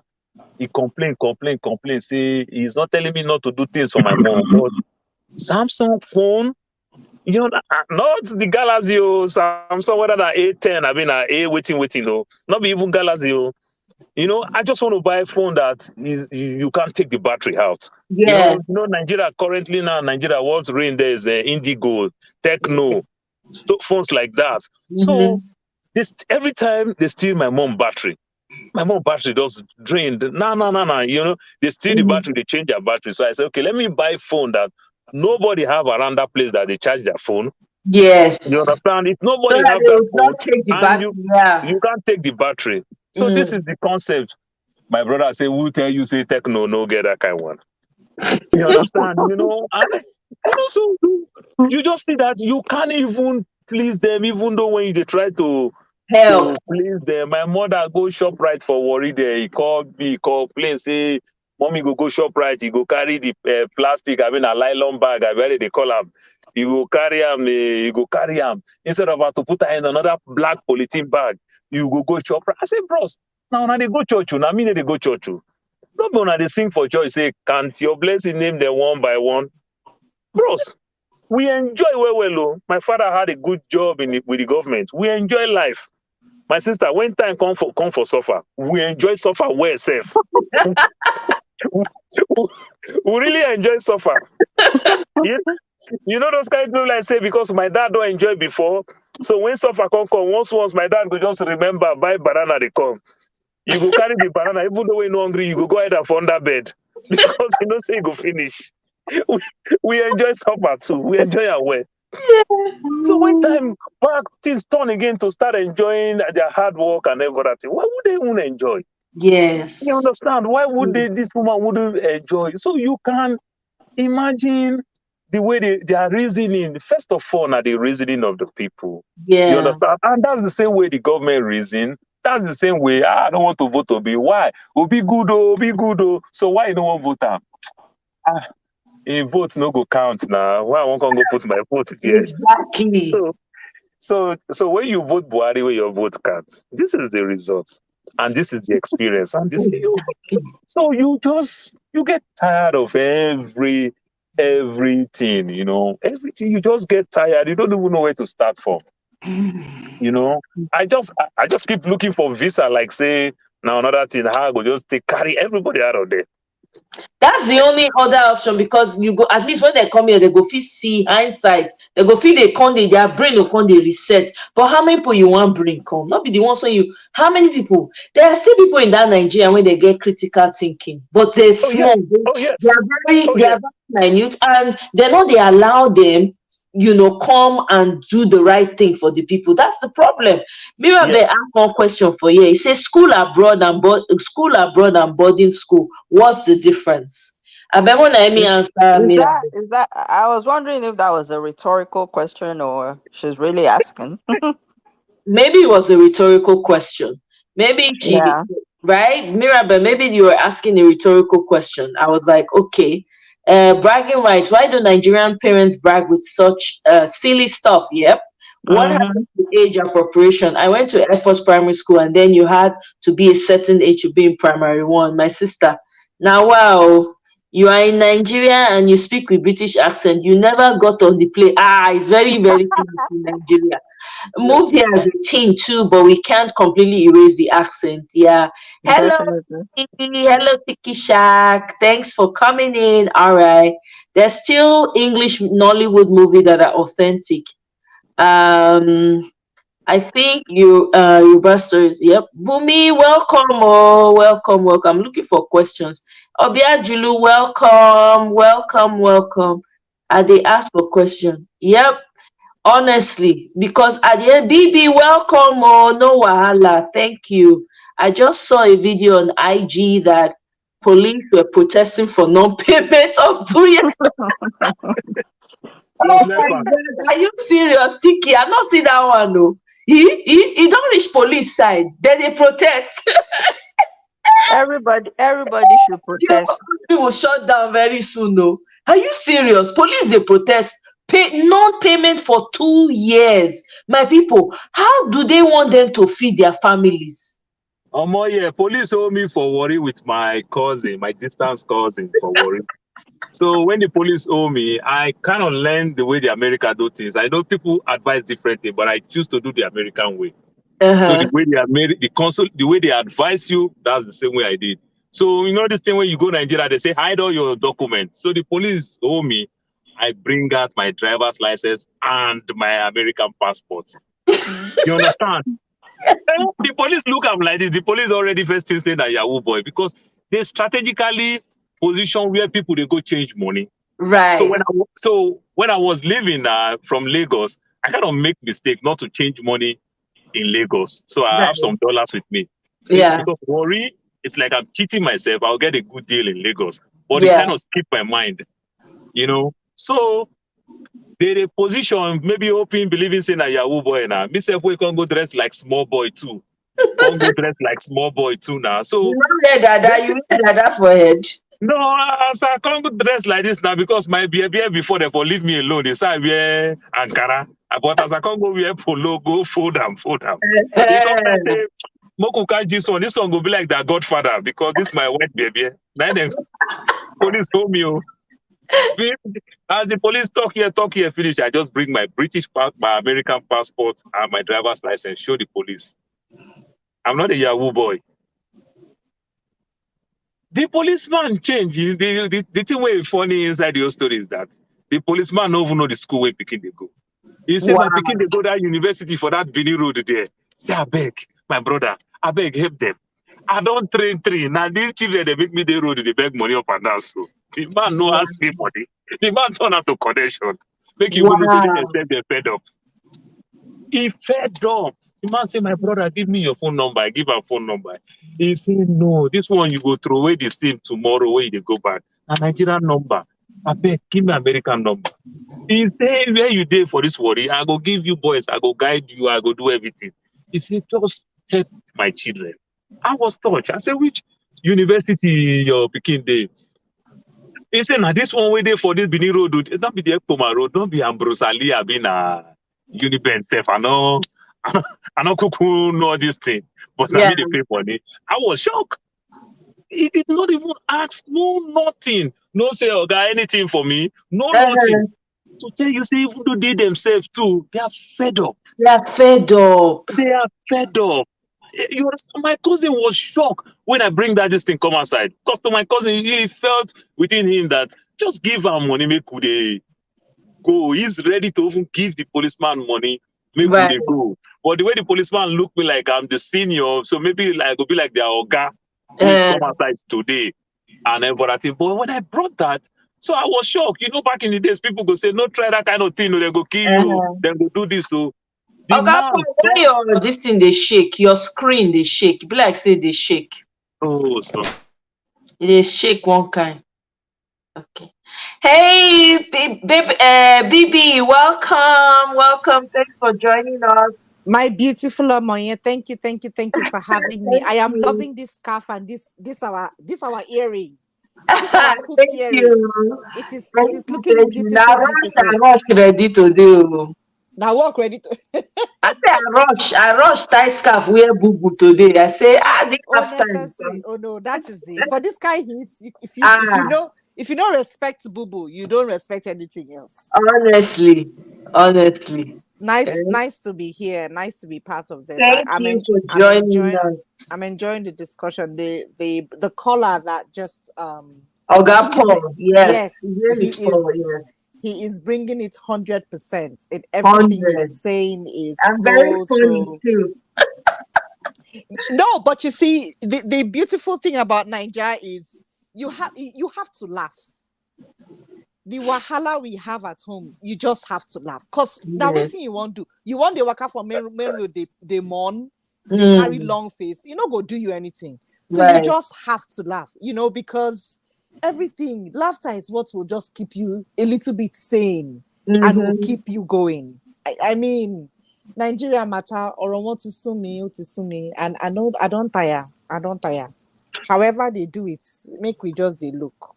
In fact, make allow Oga Polo finish that story when he did. Oga Paul, welcome. So I beg, tell us the story of this policeman. I'm invested now. I'm very happy. Use our connection. Yes, so the policeman tell me say make I give her my US number. I call my Nigerian number again. The man begged me, say his son, saying don't tire for this work. Say they didn't give them anything, uniform, then they sew their uniform. Now they do everything. Now they repair motor. Now they do everything. Me will never buy motor before they repair motor. The man tell me everything. Do you know I told this man, I was so touched, I had to take some stupid risk. So when I was going back, there was no flight from Warri to Lagos. No flight. They fly Warri to Lagos. So I tell the man, I go Benin. Now this man arrange carry me from Lagos, from Warri to Benin airport, and I give the man $50. The man tell me, say, my brother, I don't need them. Help my son. Wow.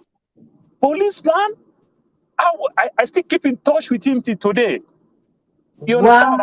I still keep in touch with him till today.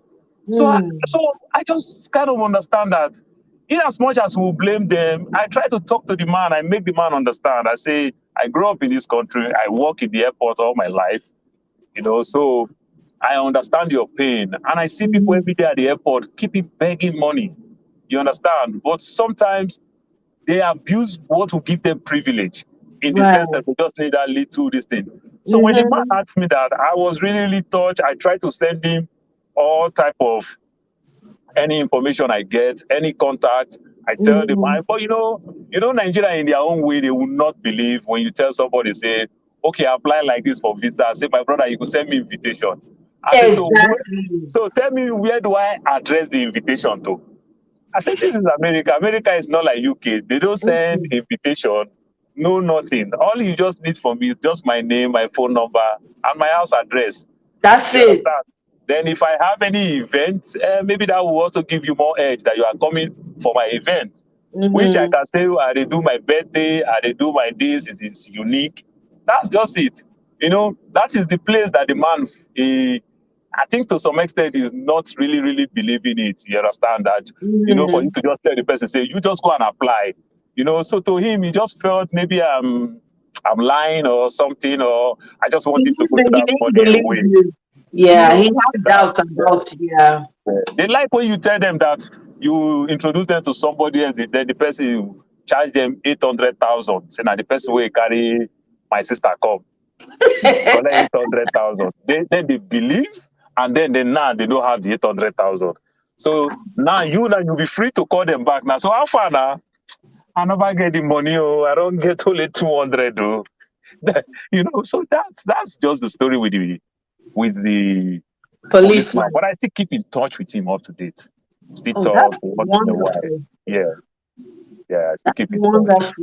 Wow, man, Oga Polo, you have really lit us up today. Everybody's just screaming in the comments. Charlie Boy talk something. He say he's the president of. Yes, I saw that. Frustrated Nigerian youth.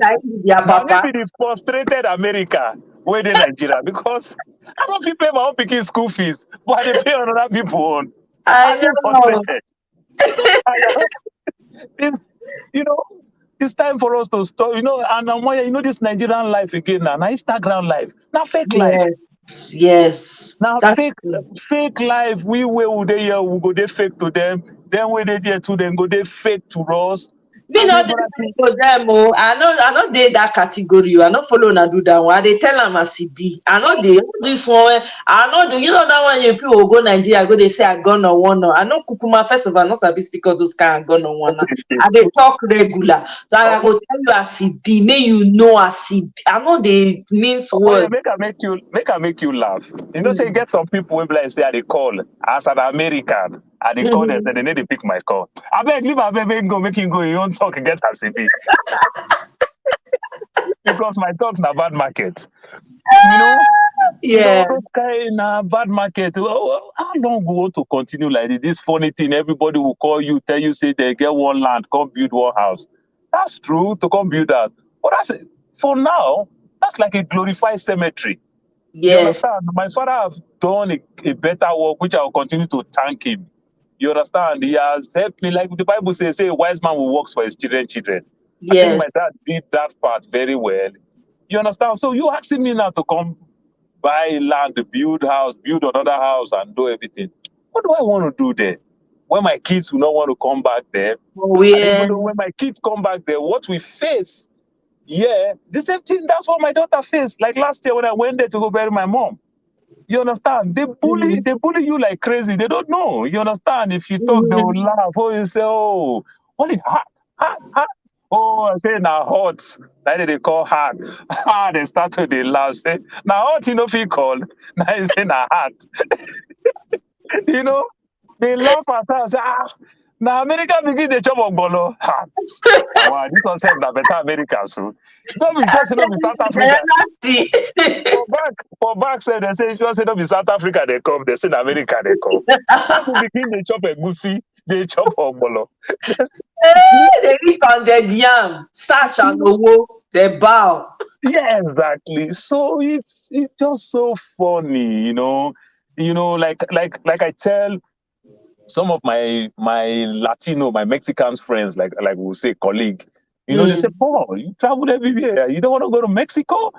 Mexico, 1 hour, 30 minutes, 2 hours. I'm in Mexico. I said, no, I don't want to go to Mexico. They said, why? I said, because Mexicans are not friendly. They said, no. I said, no, they are not friendly to stranger. Like, if I'm in France now, you understand, they help you translate, they want to sell things to you, they want to convince you, they want to make you come back again. But the Mexican understands, I don't understand the currency, I don't know. They take advantage of me. So something of $2, they sell it for me for $10. They are not friendly. So this is the same way our Nigerians also be to us. You know, if you call your friend now, send your friend for 1 mile message, him go promise you, I go to him tomorrow. When you reach tomorrow, you call him, say, how far? And I say, I never go now. You know, go send small transport for me. Nothing happen, no. For 200 naira, mark a message just to go from one place to one stop to the next stop. They know they ever have it. They no go do one for you. They say, where the money they, you understand? I never do Yeah, me. they know they ever, yeah, they know. So I want to ask you this question, Brother Paul. Thank you very much for your contributions. My goodness, everybody just rave for the comment section.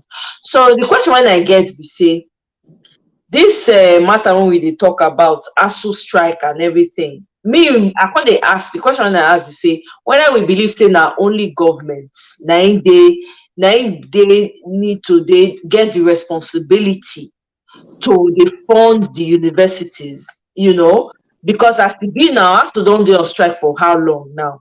And they think, what about alumni? What is the role of alumni? And a lot of people have raised very good points here.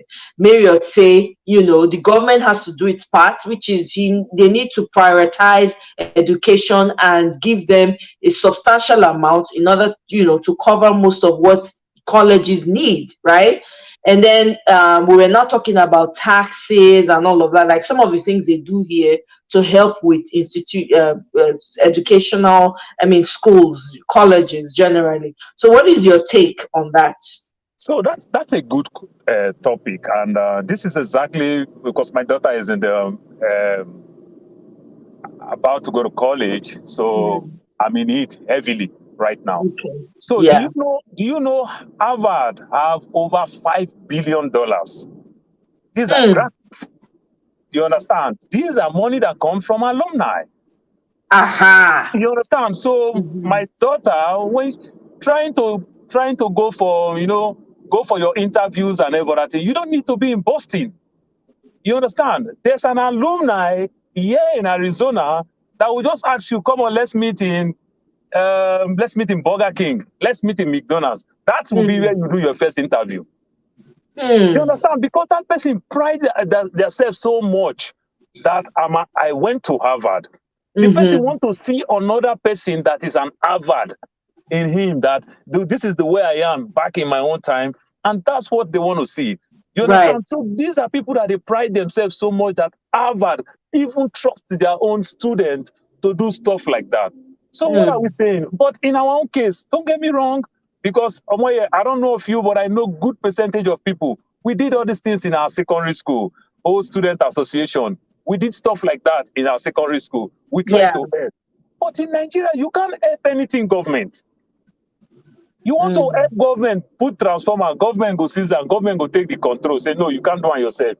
You want to fix road, government go say, no, you have to go through Ministry of Works, you have to go through this, just give us the money.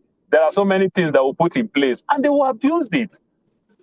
So these institutions that belongs to the government, but the funny part of it, to some extent, they're also like that in America. But in America, that also have these public schools, they are more or less like a parastatal. And how the parastatal work? MPA, my dad worked in MPA.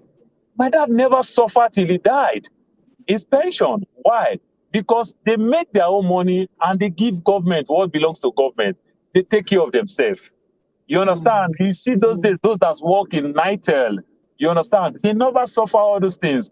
Those that work in NMPC, you don't hear them go on strike. It is still government, but they are parastatal. But those that work as ministries, these are the people that suffer. So if our universities is more or less like the parastatal thing and everything, run your thing and give to government, and anything that belongs to government, let government take. Government is just to also fund the university like a grant. Let the university run themselves. Don't come and bring one professor from Abuja. Don't come and bring one dean, one this, one that. It just don't work that way. And I think with that way, it will also help, and it will also help some of us that pass through some of these institutions to want to go give back. You Right. understand? Because this institution, they really try for us. And truth be told, education is also cheap over there. You Yes. understand? But it is not cheap because the people are poor. Right. So, which means it's not cheap. Let's tell Compared to ourselves the the, truth. you're using this standard. I understand what you're saying. Yeah. You know, so when you think when we think all these things like that, so if government can open up whenever people want to go do things, they don't need to force themselves and take it away from us. And it will really, really help, because only government cannot do it. You know, and this so-called, because if we can fight government, and if government can create a fair, and if the alumni can be so strong enough, people can also report through this alumni for lecturer that is misbehaving. You understand? Kick them Right. out. You Right. understand? Because the lecturers, the professors, and whatever, they also have their own problem. You Mm-hmm. understand? The thing is like, how do I want to? It's a pandemic. You understand? The kind of form has been spilled Right. everywhere. You know, but take it or leave it. Nigerian really, really help us. We pride ourselves so much with education. That is the only thing that we can do well. That is what the global community can pick from us when we go outside. So we Mhm. need to maintain our universities very well so that we can keep that record going. So we need to go back, but we just can't be doing it individual efforts. Like I see the man that give $1 million to University of Ibadan. You know, if you don't monitor those things very well, They will you squander you it. can achieve the purpose. Yes, this is true. Thank you very much, Oga Paul. Thank you for those contributions. Bibi, Yes. so what is your take on it regarding this ASUU? Do you think I know you've been listening for a little bit, so we talked about alumni coming in and just not leaving it for the government alone, taxes and all of that. What's your take on it? I totally agree. The government can't and should not do everything, because when the government is the only one doing everything, then they can call it anyhow they like. They can make all the excuses. They can get away with anything. But when people contribute and when people play their own parts, then you have a stake in it. It's like teaching a child how to cook. If you cook and you give to the child may not really appreciate that food. But when that child is part of the cooking process, at the Right. end of the meal, that child will be interested because they actually took part in the cooking and they'll be proud of it. The same thing goes for the universities. I mean, I actually have a brother-in-law that's a lecturer somewhere in the East, and we hear all the stories. And I have younger ones that are in school, and we hear all the stories, and my heart really bleeds for them. Because in this track that they're going through, nobody thinks of the fact that when they go back to school, all that they have done is erased. And this includes the house rents they paid for, their tuition that they paid for, the feeding that they paid for, the transportation that they paid for. All of what they did is gone. Right. Nobody is going to give it back to them. They have to start all over again, getting all those things back.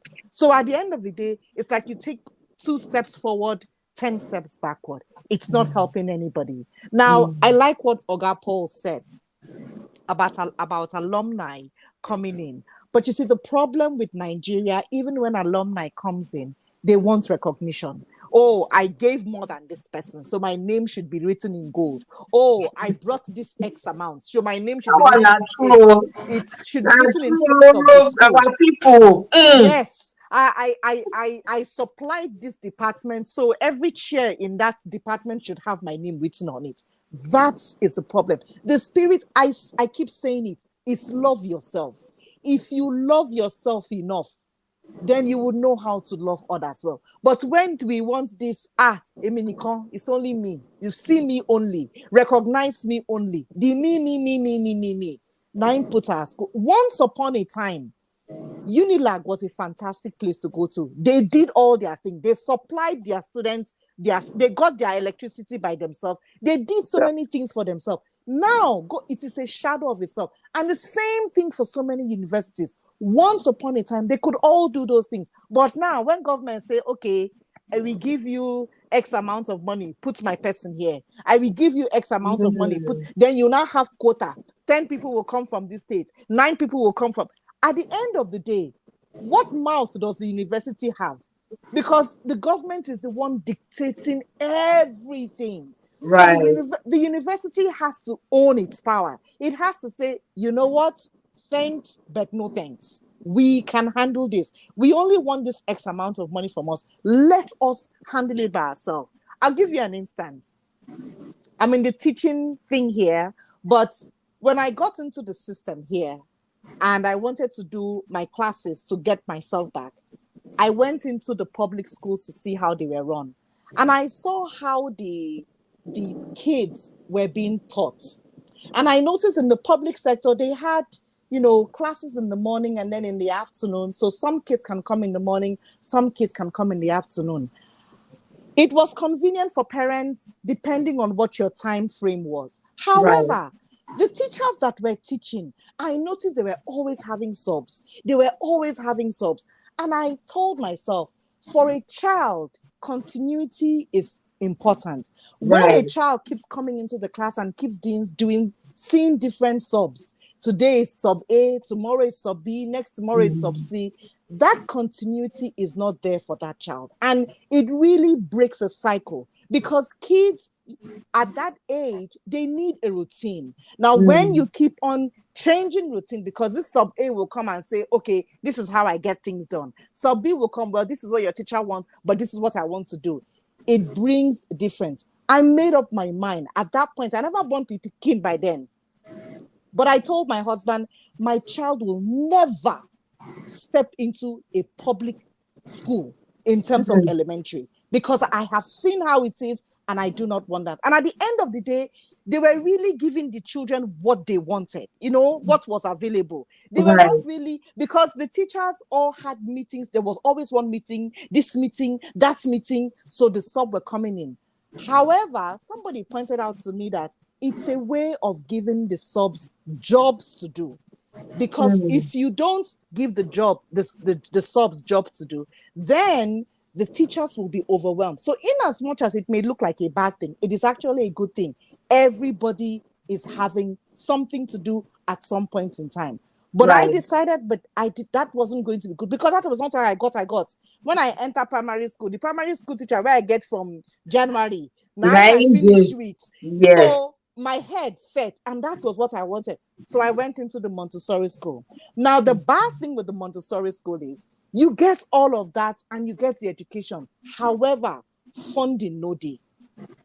So you have to go into a Montessori school where the parents are really invested into, so they are willing to bring that XYZ forum. And so for the Montessori school, we had parents that will come and give lectures to children. We had different, parents with occupations that would bring their own quota. We had parents that were, working in certain places that would allow us to bring our children for excursion. So the parents were involved in the situation. So in as much as they did not have a lot of funding from the government, the little that they had in terms of parents bringing in something, everybody at the end of the day, they benefited from it. In our own system, we send our pikin go school. Papa no know wetin pikin they read. Papa no know which class pikin they. Papa no know which lecturer pikin they see. Papa no know which class, I be which room, I be which state, I be which city or house the pikin they stay. How do you now expect that child to do well? And then you now say, I send my child to school. Just think about it. Pikin go school from SJS1 to SS3. You don't know anything. You never come out for house before. Then we told the Pikin, oh yeah, enter university. No experience. He knows sabi anything. They have not taught the child what they are going to go and look for. And then you send them to these hungry lions that are just waiting to collect money. Whoa, see fresh fish. You just enter. Oh yeah, you go pay for handouts. You go pay for this one. You go pay for that one. You go pay for that one. At the end of the day, you have stretched that child so badly that the child cannot cope with anything. And what is the university doing? Nothing. They collect. What have you given back to that child? Nothing. Has the parents gotten any feedback as to how that child is doing? No, they don't know anything. All the child knows is, mommy, at the end of the month, please send me money. Mommy, please send me money. Mommy, please send me money. So tell me, when that parent doesn't get to find out what the university is doing with all that money the child is paying, how will that child do well? There is no accountability. There is no accountability on part of the school. There is no accountability on part of the government. Just keeps sending. But if the government has said, you know what, I gave you guys money this year. What have you done with the money? Where has it gone to? What have you developed? You have an engineering department. You have a mechanical engineering department. How many cars have you guys fixed? What have you taught the kids that you can fix? You have maybe a law department. What pro bono work can they do? Why can't we send them to the court system? You have a mathematical department. Why can't you send the kids? Why can't we open a lesson? Let the kids come and teach classes. I mean, if where my daughter is going to school, they make the senior students, the final year senior students, go and teach the freshmen different classes. Don't just collect from us. Learn how to give back, and you learn how to give back at that tender age. And so when you have all those tiny things happening, at the end of the day, the government will ask themselves, should I really be in this forum? Should I really be here? Because these people seem to be doing so well without us. They are functioning well. We don't have that in Nigeria. Tell me, which university where you sabi, where say, okay, final year students or not gonna just dedicate like 3 months, go to secondary school, go teach these children free of charge. Have you ever heard of such a thing? Never. Nobody ever gives back. We are all thinking of collecting. And at the end of the day, when you keep on collecting, government can say, you know what? You people can strike for as long as you want. Nonsense, I don't care. You know what? That's a very great point to BBNG. We need to really, this spirit of giving back, I think everybody needs to get them. There's no accountability. No accountability, and that's part of the problem. So that's part of something that we need to start introducing and continue to have conversations about. So next, I wanted to add one thing. One thing that Oga Paul said when he said the alumni, I thought of the fact that they have alumni now. I was kicked out of the alumni of my secondary school because somebody insulted me that I wasn't contributing. I'm glad. Thank you for your honesty. I really appreciate it. They kick me, come out. They say, you didn't bring anything. But what were they ready for today? I shall be for this person's wedding. One person, Papa died. One person do this one. We were always person get naming ceremony. One person picky, one marry. One person now one day now I say enjoy this alumni where we from. No be to help the school, the secondary school. How come say one day we never just go to secondary school? Then tell me say we are still collecting members together. Now we are still collecting members together, but now every day now we they contribute money for one person or the other. I don't blame you. I don't go contribute. Now I tell them say when they kick me come out, I say okay, I should go. Exactly. Not the money when you throw away. No, for that one I support you, BBM. I don't support that kind of black. It's a thing I me too. My darling. So in your final, we are finally rounding up small. In your final remark, based on everything we don't talk about now, any addition when you want to add? No, nothing really. Everyone has spoken well, added to it, and I just hope and wish for the best for Nigeria, for real. Because at this point, I think a lot of us are tired. And just look forward to next year, really. Right, me too. I'm really I'm on the edge, waiting patiently. Thank you very much, Neka. So Adewale, Adewale, oh, your Hi, my. final thoughts.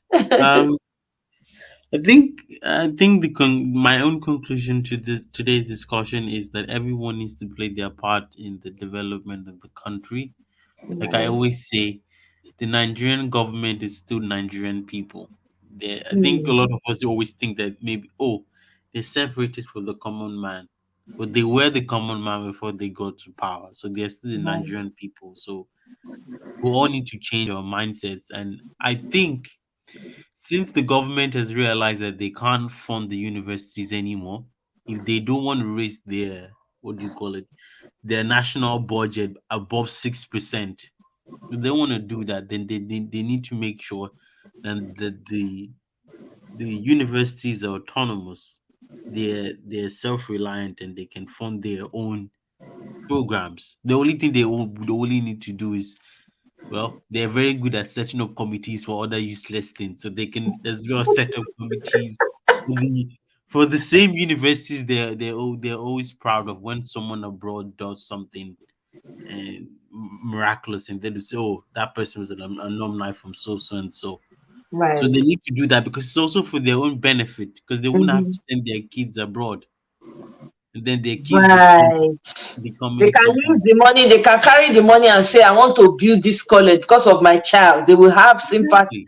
They are Exactly. So right. if they know they can't fund it, my only thing is that although they can let the universities be autonomous, but they still need to play their role because they let the universities go wild, private people would come in and they want to maximize profit, and the universities will no longer be public, they would become private.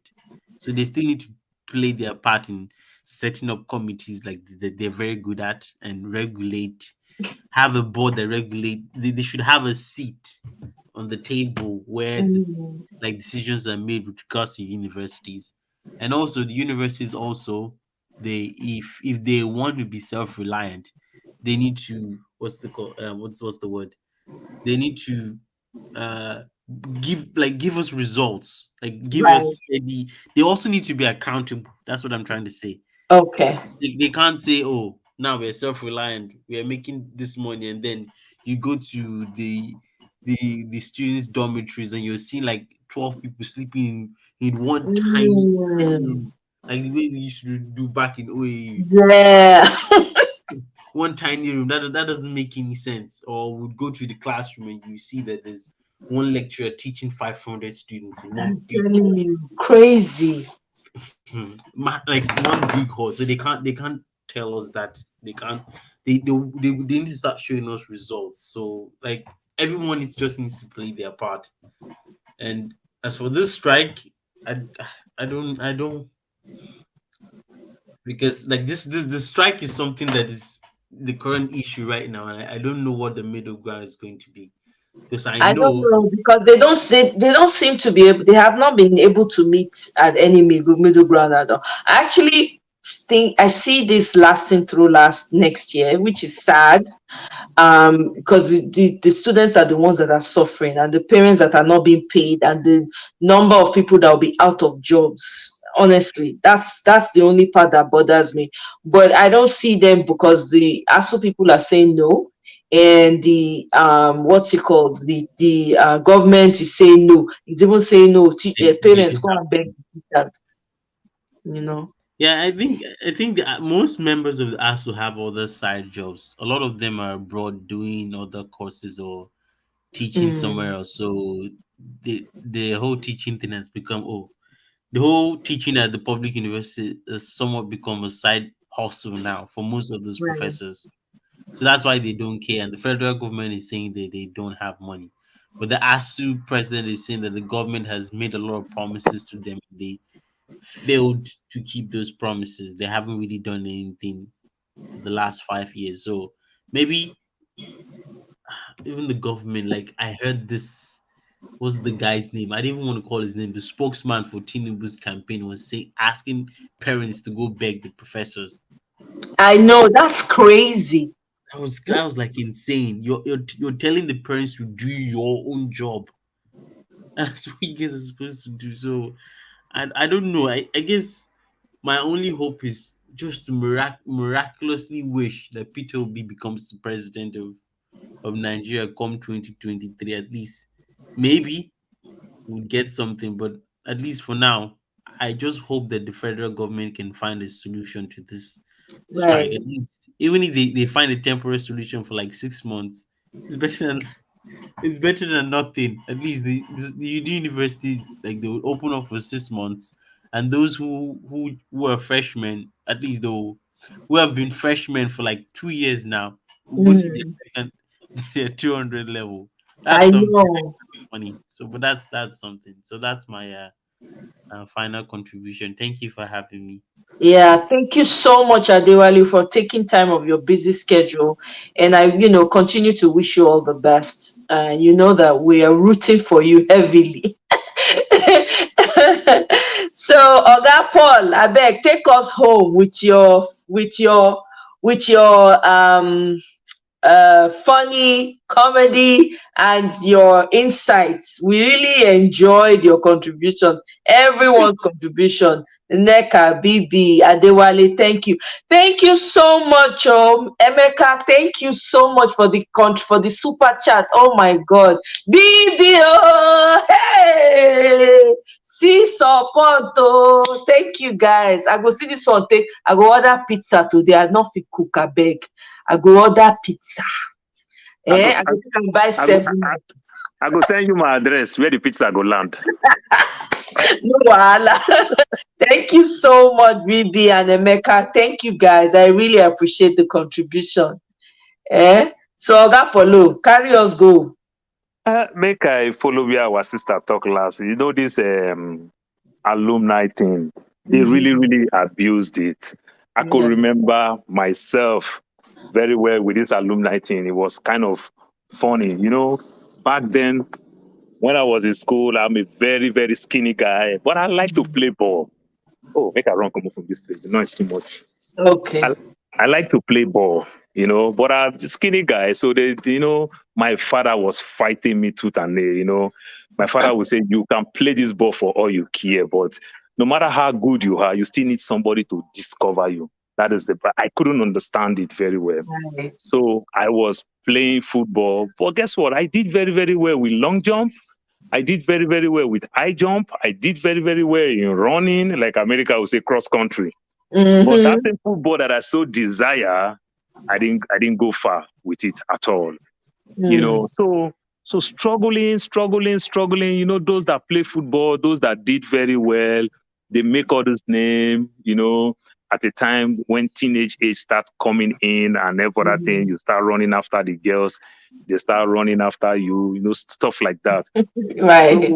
So those challenge here and there start Yeah. coming in. So you get a lot of bullies, skinny guy. These guys, they look you like you are even like junior because I'm small, I'm skinny, everything. Then fast forward, start struggling to go to school, to go to college, a little bit delay here and there.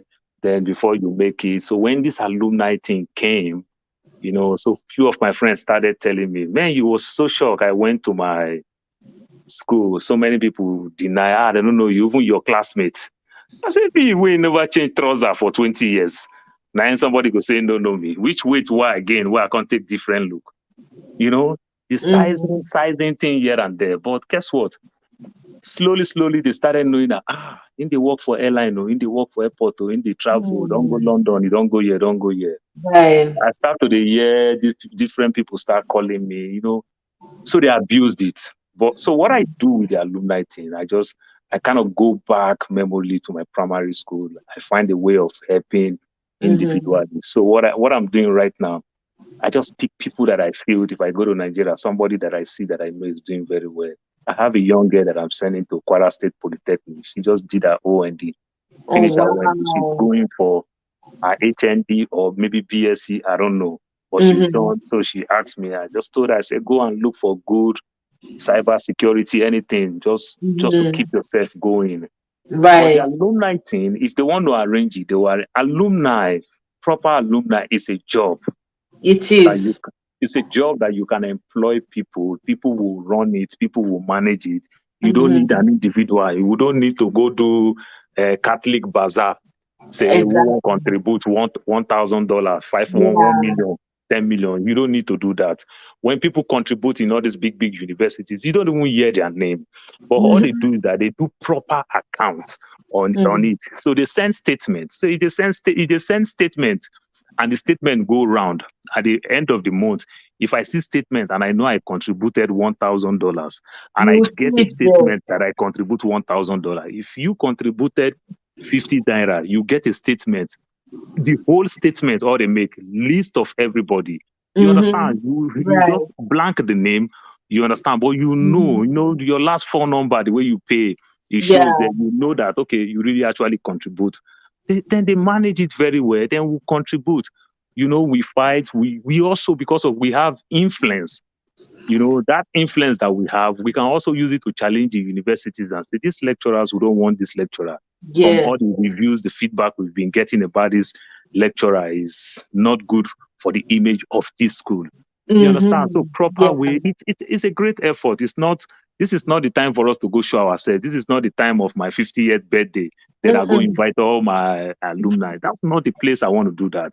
If I Yeah. finish my program or we go for alumni, if I finish my program, individually, I can invite anybody I want to invite. You know, we can make things well, but you know, we all know the Nigerian factor is there, but we can make things better for the next generation because it's hitting us. You Yeah. can hear that the Nigerians in diaspora even make more money than crude oil. You understand? It's hitting us. They force us to even send money. You Yes. know, it's hitting us. We don't have option. We complain, we cry, we do everything. And for ASUU themselves, they have to start thinking. They have to start making innovation. They have to start creating things. Exactly. You understand that people will do research and say, let us go to these universities. If these universities can help us on things like this, if these universities can Yes. help us for things, they need to do something. But you know the funny part of it, I understand, but also they need to also rearrange the book very well. Just I used the word ministry and parastatal the other time. So if ASU make money and if universities make money and the money stays in the universities, it's not like you will go to government post and it will come back to the university. No. Government, like I said, in this university is supposed to be like a big brother, like a grant. Government has no business doing business. Take yourself out of the business. You have no business doing business. Your government just give grant and do checks and balance. You understand? So that when they abuse it, people go to jail for it. People will be account for it. That's it. But controlling that government must bring money for us to do this research. Government must bring. Look at our universities now. Look at all the building. These are building of during the colonial master or during the unitary system of government. You know, the one Okpara did, or the one Awolowo do, or the one Ahmadu Bello do. You know, it's nothing from this since we started this presidential system of government. They've not done nothing. You can't see anything other than you see bank keep building branches inside the bank, inside the universities. The universities cannot just do anything. Their hands are so tied. But they themselves too, they might be making a lot of money, but they themselves too, they don't account to nobody. They don't account to nobody. So they themselves, they abuse most of this dean, these senior lecturers and the likes. They themselves too, they are kids too. They're all schooling abroad. So they are more or less like the same of the same. You know, so we need to checkmate everybody, like what American songs say, check yourself before you wreck yourself. That's right. You know, after we finish with the government, they themselves too, they need to challenge them in proper perspective to handle these things very well. Because at the down line of it, two elephant fight, they say now the grass they suffer. Now our kids they suffer. Now we suffer. The suffer we will suffer now. We transfer that successfully to these young kids too. I know. And now it's been bastardized. You'll be so shocked. The percentage of university students that cannot even read and write. You don't even know how they get admission. Right. And then you know it's that bad. Like it has gone to the level of where saying people cannot read and write and they're in university. How did they even get this admission? So what type of product are we bringing out from these schools that will also represent some of these things that we brag with when we find ourselves in the West? Right. You know, things are very, very not Thank just. you very much, Nneka. Thank you so much for joining. I really appreciate you. Thank you. We don't know where to start, but we can help. And then maybe we'll just try to help in our individual ways, try to Yeah. talk to people, our little kids over there, anybody, try to make them understand the little you can get, don't play with it, don't take it for granted. But if it is government, government has failed us in all ramification. Right. Boy, we get crude, we import fuel. You don't understand. We get cocoa beans, Hey, my brother, buy yes, expensive so chocolate. I don't want to explain all these things. You understand? And government say they are spending 5 trillions on subsidy. You understand? And Buhari also say who is subsidizing who, but Buhari they subsidize 5 trillion. Where do we want to start from? And if they take off all these things, it's just going to affect that country. The country is dying in time bomb. You it understand? is. And, But you know what, I still, yes, the country is unfortunately now where we did, but we know we have to fight, and we have to stay fighting until definitely. next year, until person will get common sense, because leadership is everything. If you have the right leader in place, it go challenge everybody else. That's the beauty about having a visionary, about having a common sense person, because once a common sense person enter, it go transfer that common sense.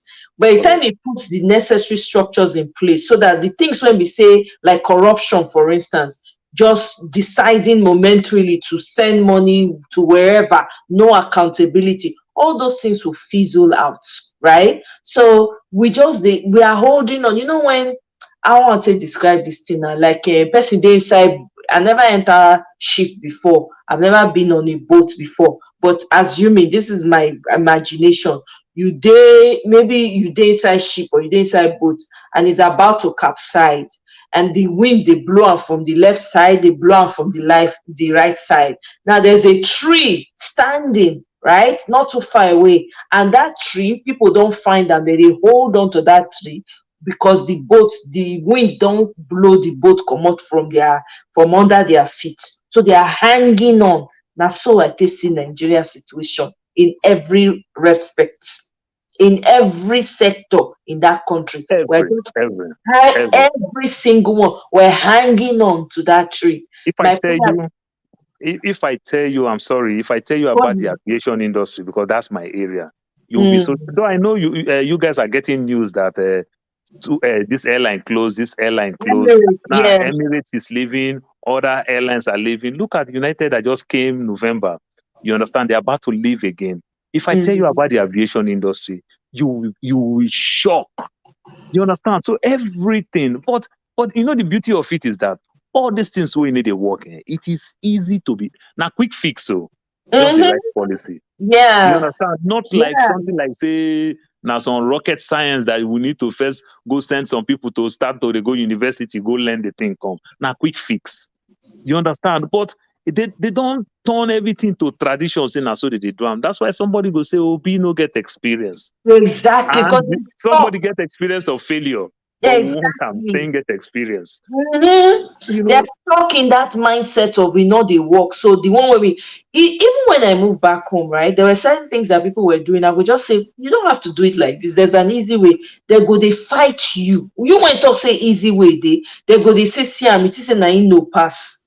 That was the attitude I was getting. I'm like, you people don't want solution to this. So you rather just stay in that darkness and be recycling it.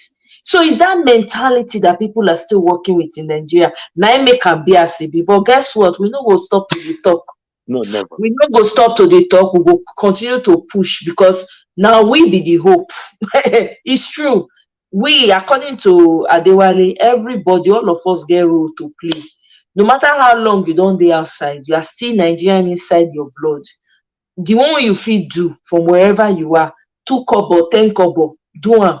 Everybody do their own 10 kobo. You should say the money go complete at the end of the day. So this one no be one person will hand work. Even the Obi when all of us the campaign for, if Obi enter, not be only he go do the work. He needs the right people in place to do the work. So, and I'm sure he's coming in with a team. But even with that, we need the House of Reps. We need to hold them responsible. We need to hold the local government people responsible. We need to give power to the the obas in their different capacities, the obas, the emirs, the titled people. They need to play a role as well. They can't just be there and not have any function. We need to make use of everything, you know. So I believe if the right structure there in place, most of these things will be abated and we'll begin to see small light, because not only us we fix our problem. Nobody else, there's no help coming from anywhere. Nobody's coming to help us. So now now that you talk about Oba, our Obas now, they are glorified pensioners. Exactly. They just receive salaries. They are not doing nothing. They are not doing anything. You understand? And it's not supposed to be. Now you live in America. They have mayors in cities. The Obas can take the role of mayors. They should play those roles. The mayor of New York is popular than the governor of New York from time to time. Exactly. You understand? How many people know the name of the governor of New York right now? But everybody know the mayor, the former one. That's so powerful when you sell yourself. Then other people want to copy from you. Exactly. You know, our Obas website and they there before, people go harvest yam, harvest this, harvest that, carry give them. Now the same way poor people go there again. Oba go take feed the poor and everything. But our Oba now, him himself, his salary they come from Abuja or they come from the headquarters for Ikeja. Government, state government, they give, you know. So all those things, they need to give them work to do. Then it's not just, you know, even they're supposed to get wards, security at every ward. So every small community need to get security where people go, they protect their community and everything. But you know what? The conversation clearly is going to continue. I'm going to retitle this because Oga Paul, so we always do village meeting every week. Now when we recap everything when they happen. So sometimes I'll just take one topic or maybe a few topics and we'll go address them for here. So we'll go continue the conversation, but I go retitle this one and just we discuss ASUU with the solutions to ASUU strike. What can we, whatever it is, so that people can listen in and maybe only God know where the video they go. Anybody when listen to them, when if you pick one or two things from where anybody talk, they go feel wrong with them. We don't know who be who. So now here we have to carry the conversation forward. We don't get choice. So thank you so much, Oga Paul, for joining me today. I really appreciate it. Also, too, we can also fight our lecturers. Since you said so, let me just add this one so that by chance if somebody see. We can also fight our lecturers too. You cannot lecture in America and UK and lecture in our universities. Because they just come there and like a policeman who have 3 years to retire, but he's going to abroad. He just want to wait just to get his full total emolument, but he's not doing his job because his mind is somewhere else. So the lecturers too, we have to also fight them. Like put the things down. Like you cannot be a lecturer. You pride yourself in this school and your kids are schooling abroad. You understand? Maybe it's just some certain things. You know, if you're lecturing abroad and you are lecturing in Nigeria, you don't even need to fight for those big salaries. Neither are you supposed to be bringing back your wealth of experience to give back to the people. Exactly. So we don't know who go listen. So whoever go listen, and if you're catching this on replay, please share your thoughts with me. I want to know, I want to hear as well. One person know they know and finish. Share your thoughts with me, you know, so that if there's any points that have been put forward, I can bring it up in the next conversation, because we have to keep this going. We are all we've got. If we don't fix our problems, nobody's going to come fix it for us. So thank you very much. Adaya says, yeah, we addressed that one. Or say policemen say they want protest. We did though. By everybody makes a big pray. Make everybody go to pray, because really it looks like anarchy. But God no go let us see bad thing. Police will never protest. I remember many years ago, police cannot protest, because if police protest the very day that they'll start their protest, they're going to take over all our banks. They're going to take over everything. Everything. So police will not protect. They will just threaten, but it can't happen. I remember mostly when the junior staff threaten, it won't happen. They'll talk them down. They'll plead with them. Yeah. So Adaya, no worries. Join the next live when we're going to carry this conversation forward, because clearly there's a lot more to unpack in this particular topic. You know, I was going to talk about other things, but I'm going to, that will be for next time. Yeah, they protested today. Oh, that's what she said. They protested today. The videos are out. Somebody said it earlier too. those videos are circulating of policemen that protested, you know. But anyway, let's go and catch up with the videos and bring it here next week and discuss it. So thank you so much, Oga Paul, for joining me. Thank you for your contribution. I really appreciated it and I thoroughly enjoyed it. So did everyone on the live too. Everybody was commenting and saying, wow, wow, wow. Okay.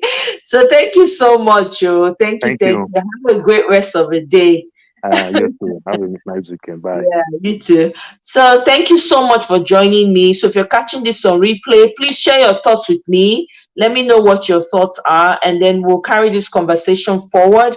I hope you have a wonderful rest of the day. And please don't forget to subscribe, like, share, comment. You know, keep sharing. Let's grow this family so that we can keep having this conversation. Thank you so much, Mr. Sifai. Thank you for joining. Thank you, Adaya Space.